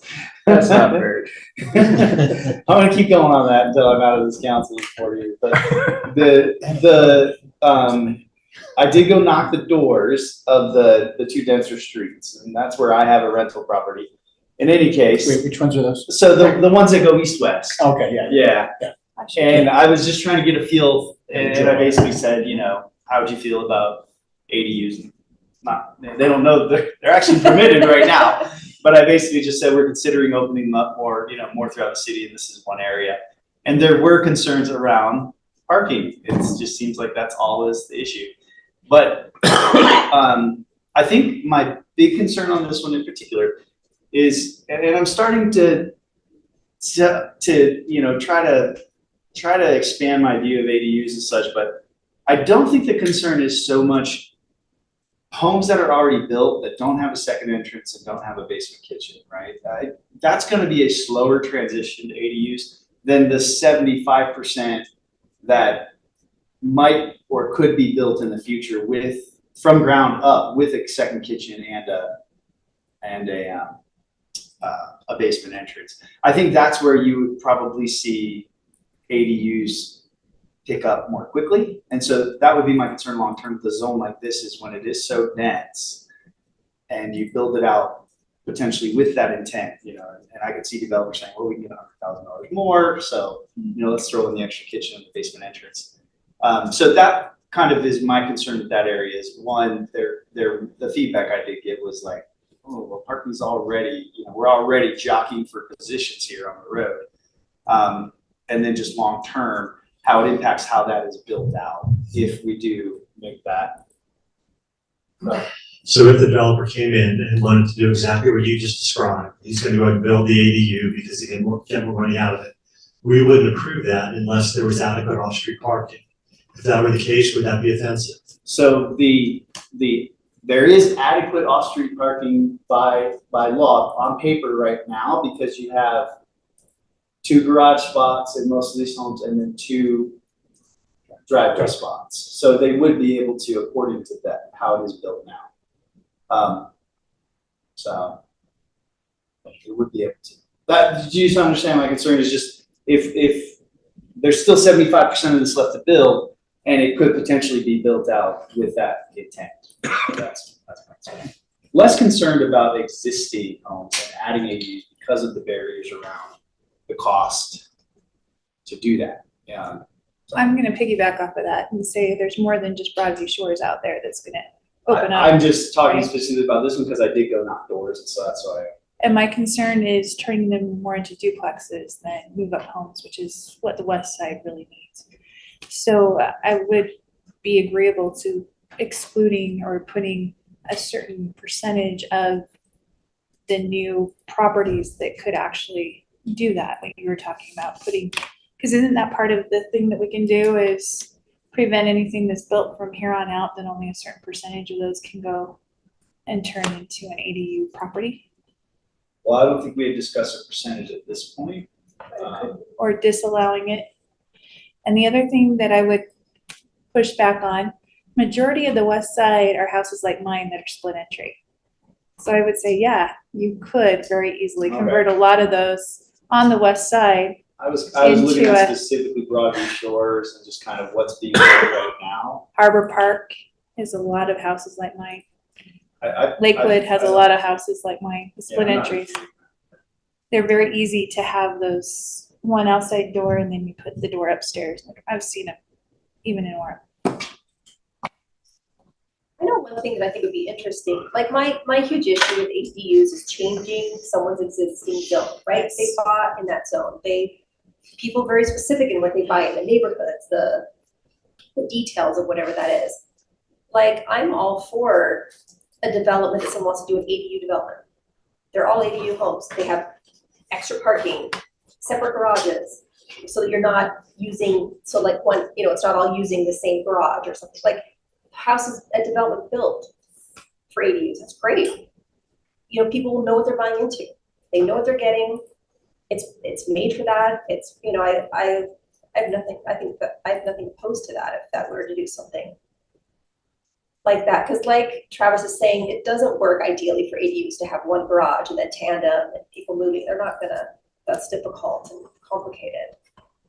And I just think I do see it personally, or zoning someone as a social contract with the citizens who buy with it. And that's most of my issue with them. Councilor Whipple. Yeah, but change is inevitable, right? Conditions are always changing. Nothing is ever guaranteed in life. And we have to be smart and flexible so that we adapt to the change in the most gracious way possible. And allowing ADUs in single-family residential zone is a very gentle way to increase density, much less disruptive to neighborhood character than tearing down whole blocks and building up, high-density apartments, right? That completely changes the character of a neighborhood. And I live on that edge of Mazer, right next to the downtown, where we have had single-family homes taken down and high-density apartments built. And that's much more disruptive to the social fabric of the community for people who are trying to attend church together and things like that, than adding ADUs where those social networks are able to absorb that population much more easily and to integrate them and to make them part of the community. Just because there was a certain set of permitted uses or zoning when you bought your property doesn't mean it's never going to change. I mean, the RC zone is evidence of change. It was a zone that was imposed and for good reason, but it changed what the property owners could do going forward with their properties. And if we add ADUs through the rest of the city, that doesn't change how you choose to use your personal property. And as Travis has pointed out, it's a lot of personal investment of time and money to add an ADU to your property or for your neighbor to do that to their property. Some houses are more adaptable to it, as Councilor Bogdan points out. And I don't see that as a bad thing either, right? When Councilor Bogdan was talking about this hitting lower income neighborhoods, that speaks to this deep demand that we have for more affordable housing. It's like desire lines, you know, those trails that people make where there's not a path. That's what these are. This is where our market is saying we have a huge demand for this. And when we have laws that are so contradictory to the market forces and to what people actually need, they are not obeyed.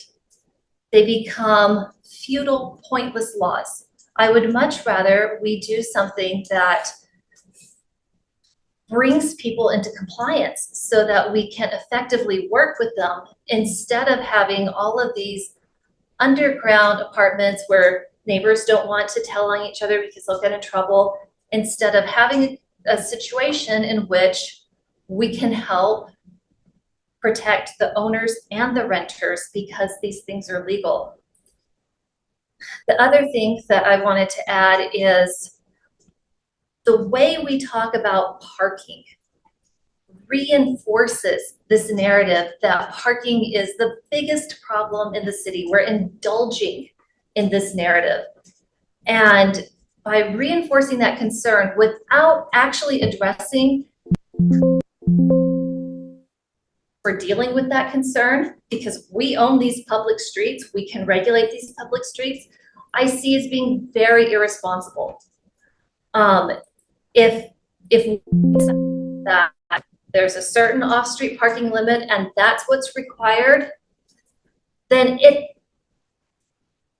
we have that standard set. And if people are choosing to park on the street otherwise and we don't like that, and they're just choosing not to park in their driveways or garage, then we have tools to set up parking permit programs to restrict on-street parking. Let's do that, because that is addressing the nuisance problem specifically without doing these artificial constraints on individual property rights. Councilor Holman. The only counterpoint I was gonna make to that is that, you know, just because people do a lot of U-turns at a location that they shouldn't, doesn't mean just say, oh, well, let's get rid of the U-turn and make it legal. Maybe there's a reason that U-turn isn't allowed at that area. And so I guess I don't agree with the idea that just because people are doing it illegally doesn't mean we should just permit it so they come into compliance. Because I think there are reasons. You look at the amount of what's considered lower cost housing or rental housing in Provo and such. I think there are reasons that we have zones in certain areas and we try to have a mix of housing, et cetera. So I guess I just don't agree. I loved a lot of what you said, but I don't agree necessarily with the idea that just because it's being done illegally, we should just permit it and get people in compliance, because I don't know if that's the best route in general. So that's the best approach. There does need to be nuance on that. Councilor Henry. Kind of circle back to the parking for a moment, again, just from my anecdotal experience in the tree streets. But if I look at the history of the neighborhood over the past almost 25 years that I've lived there, you know, you've had situations where you've had a family of 6 living in a home, which is, you know, probably the maximum impact on parking in the streets and car trips per day, traffic on the streets. And then the kids, and I had a family of 6. I mean, I had 4 children, so I'm a family of 6. We had 3 cars at one point, and my kids were going to everything all day long. And now my wife and I are empty nesters, as we're known, and we can't rent out part of our house to a couple. But if you look at our map, my neighborhood is actually divided by where that overlay zone. So just a few houses down, suddenly it's allowed. And those homes are occupied by folks like me who are renting out to young couples. And as far as neighborhood feel and neighborhood stability, it's actually benefited the neighborhood immensely because of those folks.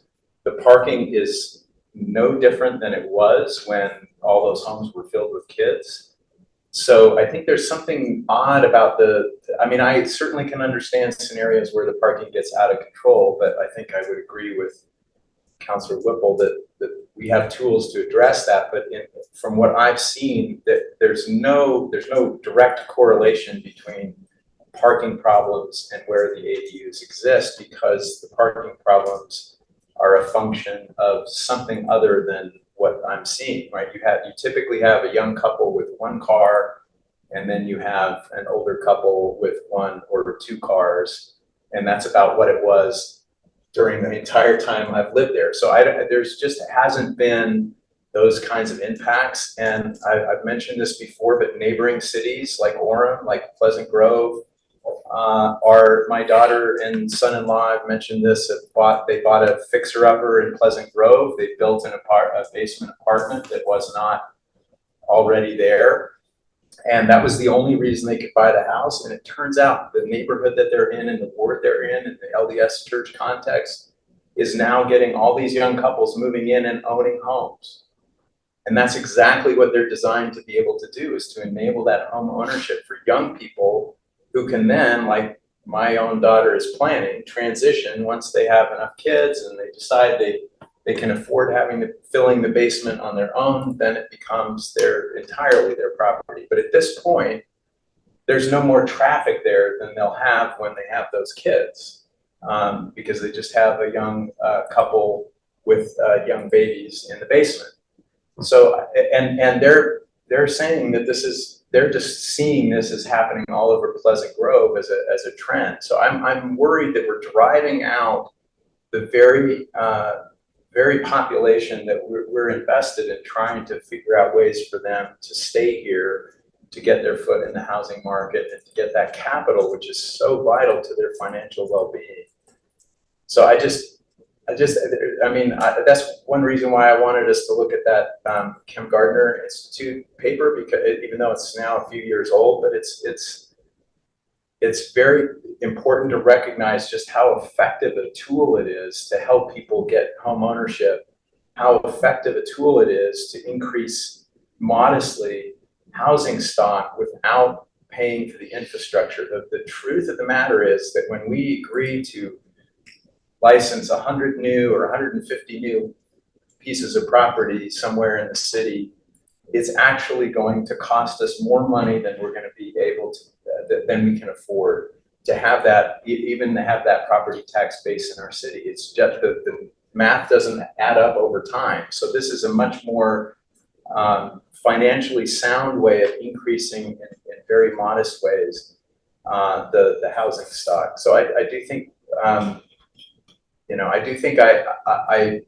I have not seen, all I want to say is I have not seen any of the major concerns that are raised about ADUs. I have not seen them take place in the neighborhood where we have the best data about what happens in Provo when we allow this overlay.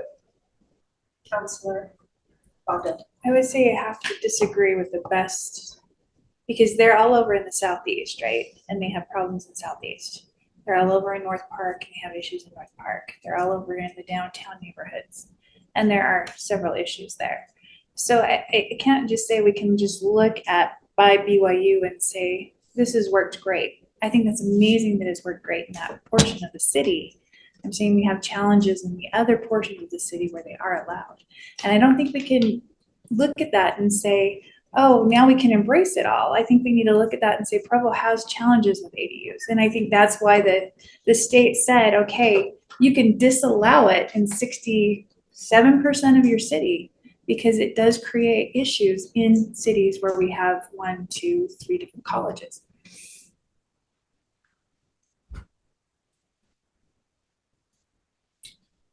Councilor Christensen. Well, I've listened to this for the past year.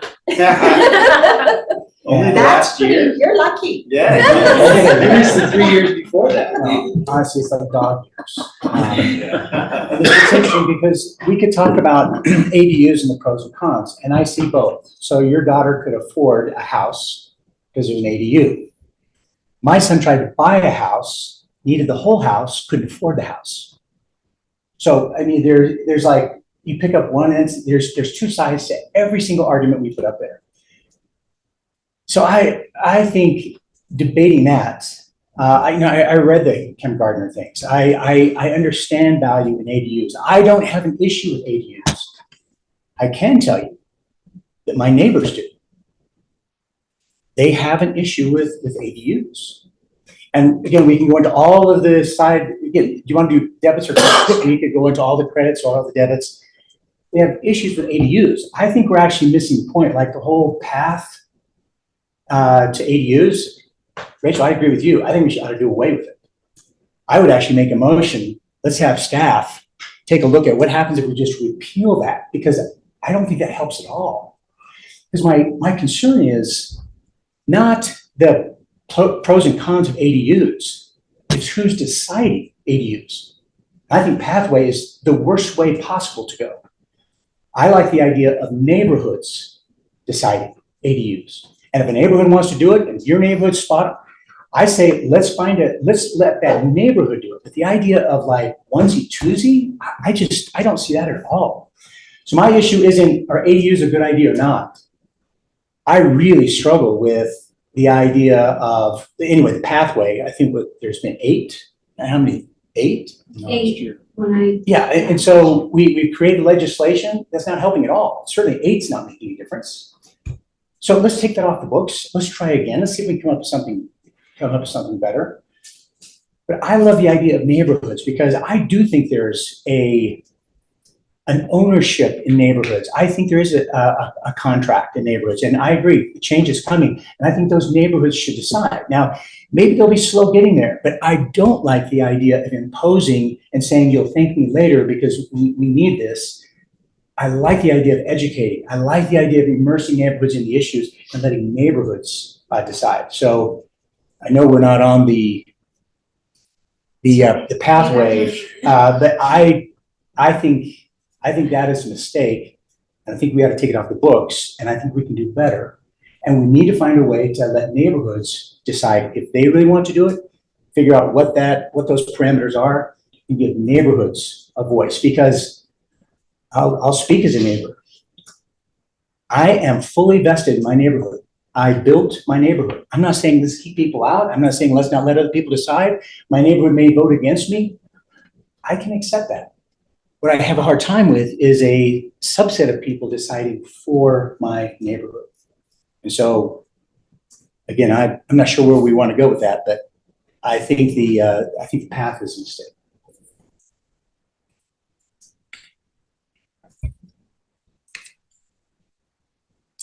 Can I ask you a question? Hoban was first, Councilor Hoban. So just 2 comments. One, just in defense of the pathway. So when we were discussing ADUs, I brought up the idea of like, there were stories that people would share of a single mom who lost her job and now she was going to lose her house unless she could rent her basement and then she could stay in that house. And so we were hearing these stories of like, she lost her house because we wouldn't allow an ADU, so we created a path for circumstances for extenuating circumstances, because it didn't really, we looked at like, is there some sort of income-based or crisis-based approach to ADUs, and so then we created this path where, that person could go get their neighbors on board and we could give them an ADU. So that was the point of the path. It was well-intended. Maybe I don't question the intent of it.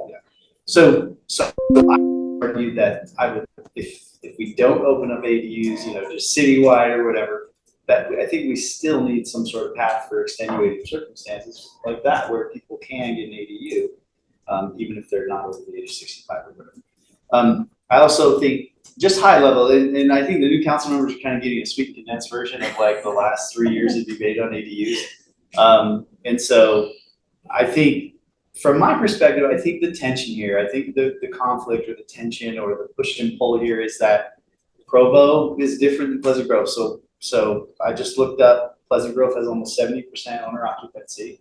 So, only around 30% rentals. Provo has over 60% rentals, so I think that's where a lot of this push and pull goes. So I don't think we can point to Pleasant Grove or somewhere else and say, well, look how they're doing it. I think we're unique in that we do have a lot of rentals, and there are a lot of issues with rentals. We also have a significantly lower average income than a Pleasant Grove or, so I think it's unfair to just point to other places and say like, well, it's working there, so let's do it. I really think that's where the push and pull is coming from, is that Provo has some unique things going on already with the rental realm, so to speak, and ADUs falls under the rental piece. So I just wanted to provide a little context there, as where I think some of this, why this is such a touchy thing for us. Councilor Hanley. Yeah, I just can't for the life of me understand why we keep talking about it as a rental problem when it is a tool for home ownership. That's what I cannot understand. That's one side. And I do not agree that I'm not very libertarian on very many things, but this is a private property issue. And for me to need permission from people who live a half a mile from my house, a mile from my house, to tell me how I can use my property, I don't. And are you okay with 3 ADUs? Why would we limit it to 1? I mean, if you had the square footage, would 3 be okay? That could actually help a lot of people with large properties. If there's adequate parking, I don't have a problem with it, but that's me, I just think that if we have the tools to enforce owner occupancy, and we have the tools to enforce parking, then I think I don't agree. I agree that the pathway is flawed. I didn't like it. It was a compromise because I would prefer citywide. I think it's just simpler to say, let anyone who wants it, and I'm sure we will not be overrun by them because it doesn't seem like it's one tool among many to help us, but it's a useful tool. And I think, but I don't like the idea that we're going to increase the radius of people who can weigh in on whether or not I can do what I need to do with my property. I mean, I have a guy who lives just up the street from me who had a family emergency that required him to put one of his family members in a special institution in California. He worked at BYU.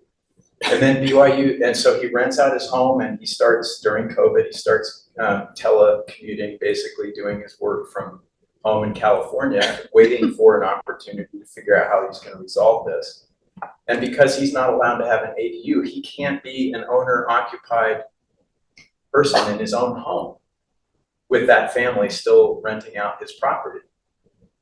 So he had to quit his job because we wouldn't even allow a private landowner to say, I want to let these people live in my house, and I want to live in the basement while I'm working 3 days a week at BYU and commuting from California. I mean, it's just, these are the kinds of things that I just don't understand why we're so invested in harming private property rights in this way. Because but I do agree, if we're going to do anything, and frankly, everything we do on the council is potentially telling people, what to do with their lives, but we always try to engage people, we always try to educate people, and we always try to listen. And I think ADUs are one of the most poorly understood instruments in the city, and the arguments that I've heard against them do not square up with the research on them. And so we face a situation where are we going to make a decision that we feel is the right thing to do, even though there's opposition? Yeah, I mean, we have to sometimes.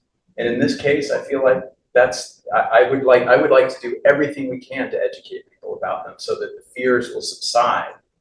But I don't think that going back, because we had that program, we allowed neighborhoods to choose, but that creates a whole set of different problems, because you're no longer even having to talk to people you have to talk to people you don't know at all.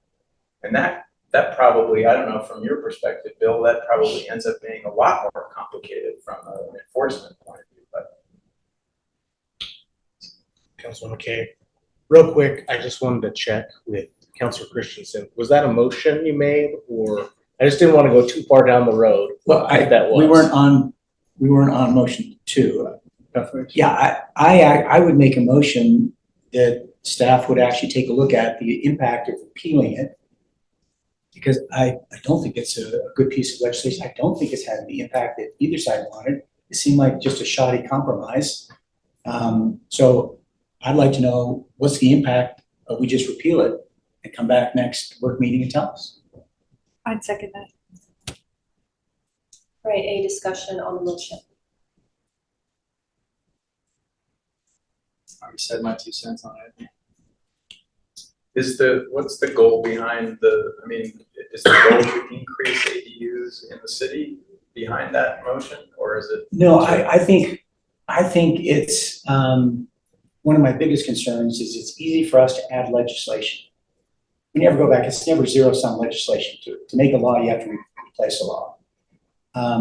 We've had it hasn't had much impact. I don't like the idea. I don't think it's the appropriate approach. So I think that would be a good piece of legislation that we take off the books. And that we actually, I think we need to continue the discussion and figure out how we do it. Even my neighborhoods, I don't have the answers in terms of how we do it. But I think that piece of legislation creates complexity and hasn't been effective.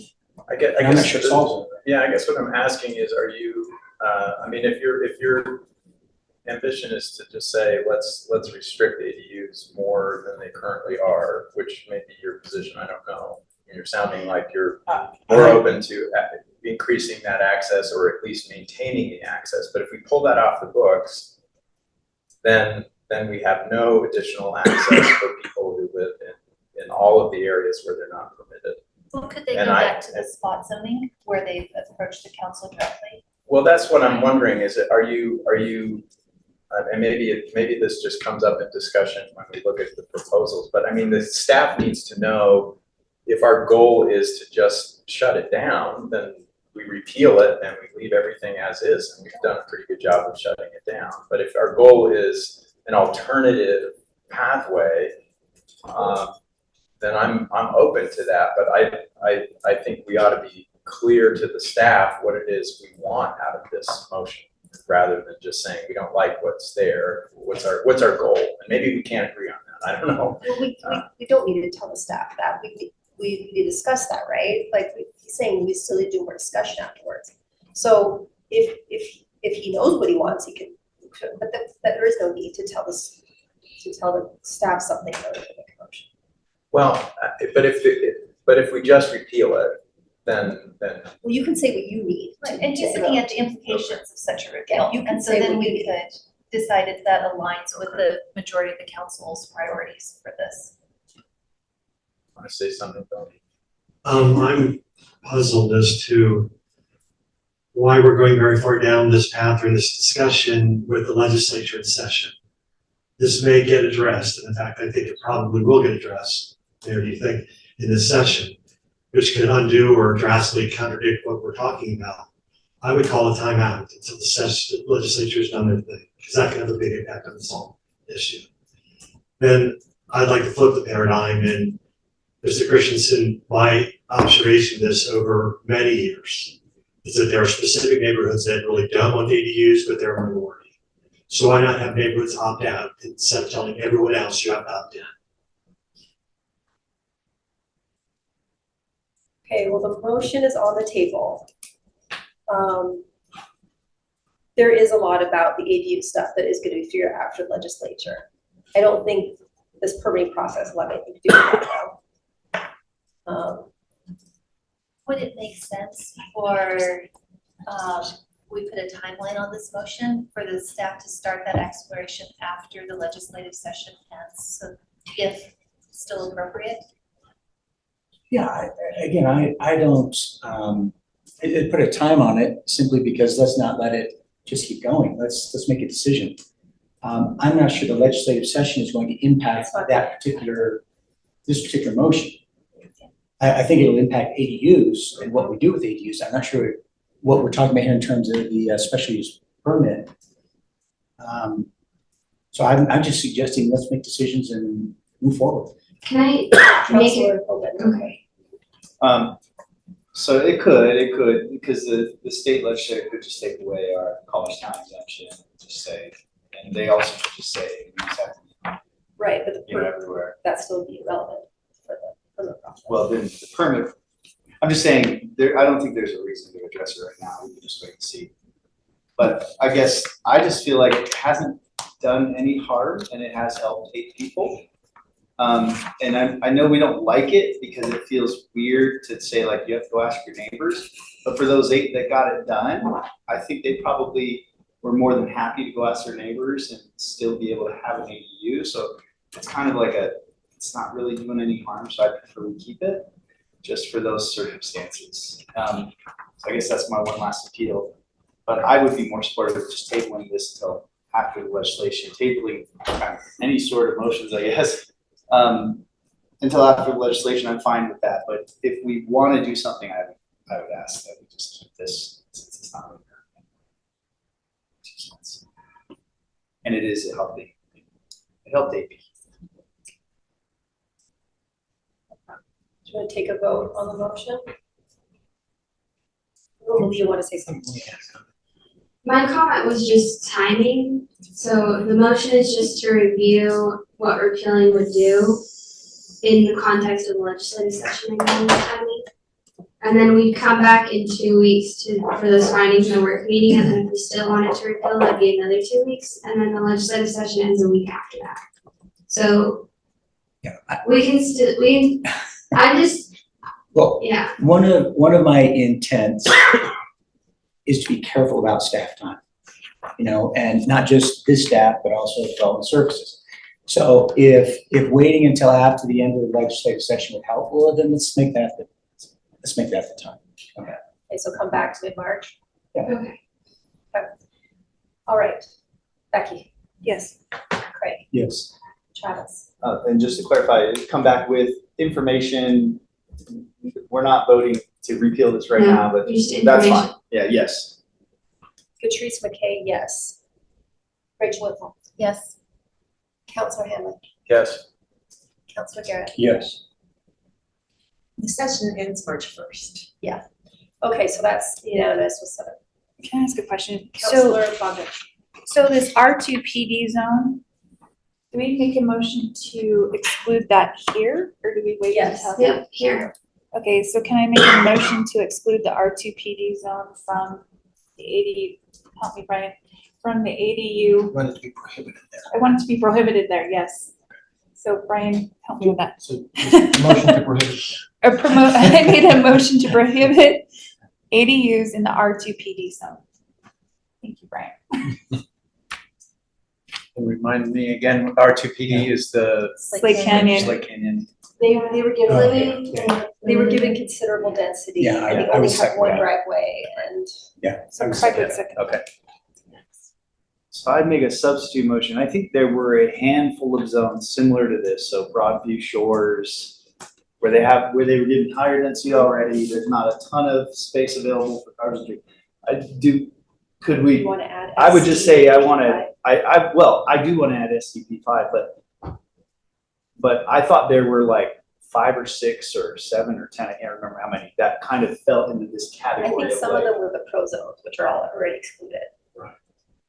Well, I think the only ones, and Malia, correct me if I'm wrong with this, I think the only ones that were previously that we took out were the ones that are on the west side, because the amendment that said everything west of I-15 trumped it and made their inclusion irrelevant.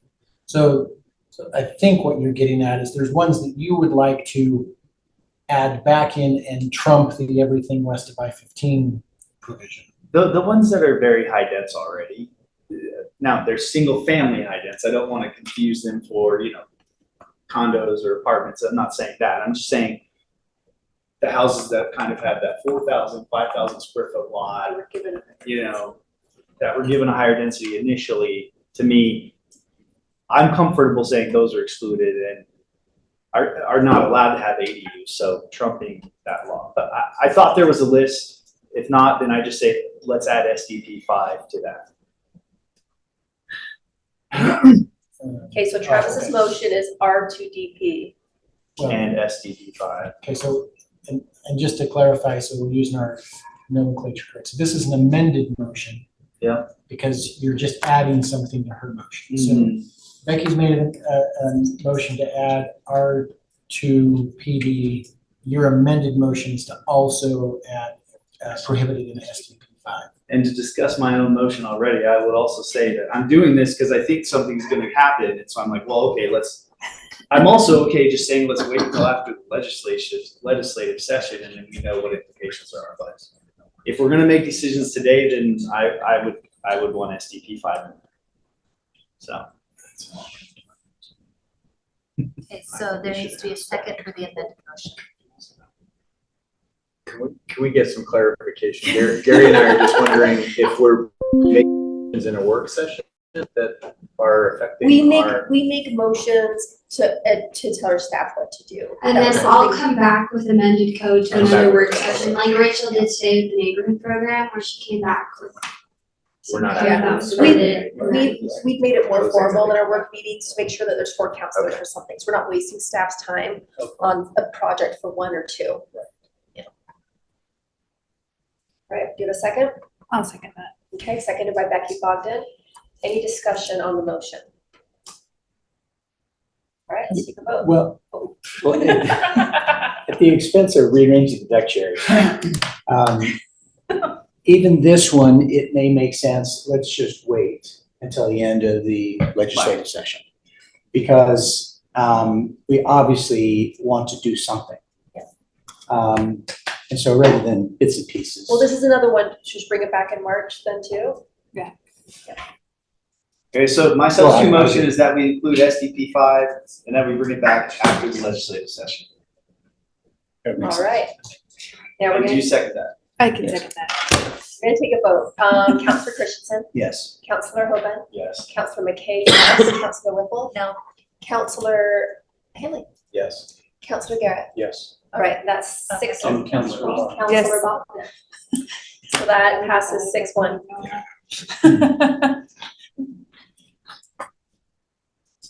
Okay, well, that's all I had, but if anyone has any other motions regarding ADUs. Can we move that we never talk about it? I voted for that last year. All right, any more discussion? Can we bind ourselves in that way? If there is no objection, we will now adjourn the Provo Municipal Council work meeting by unanimous consent.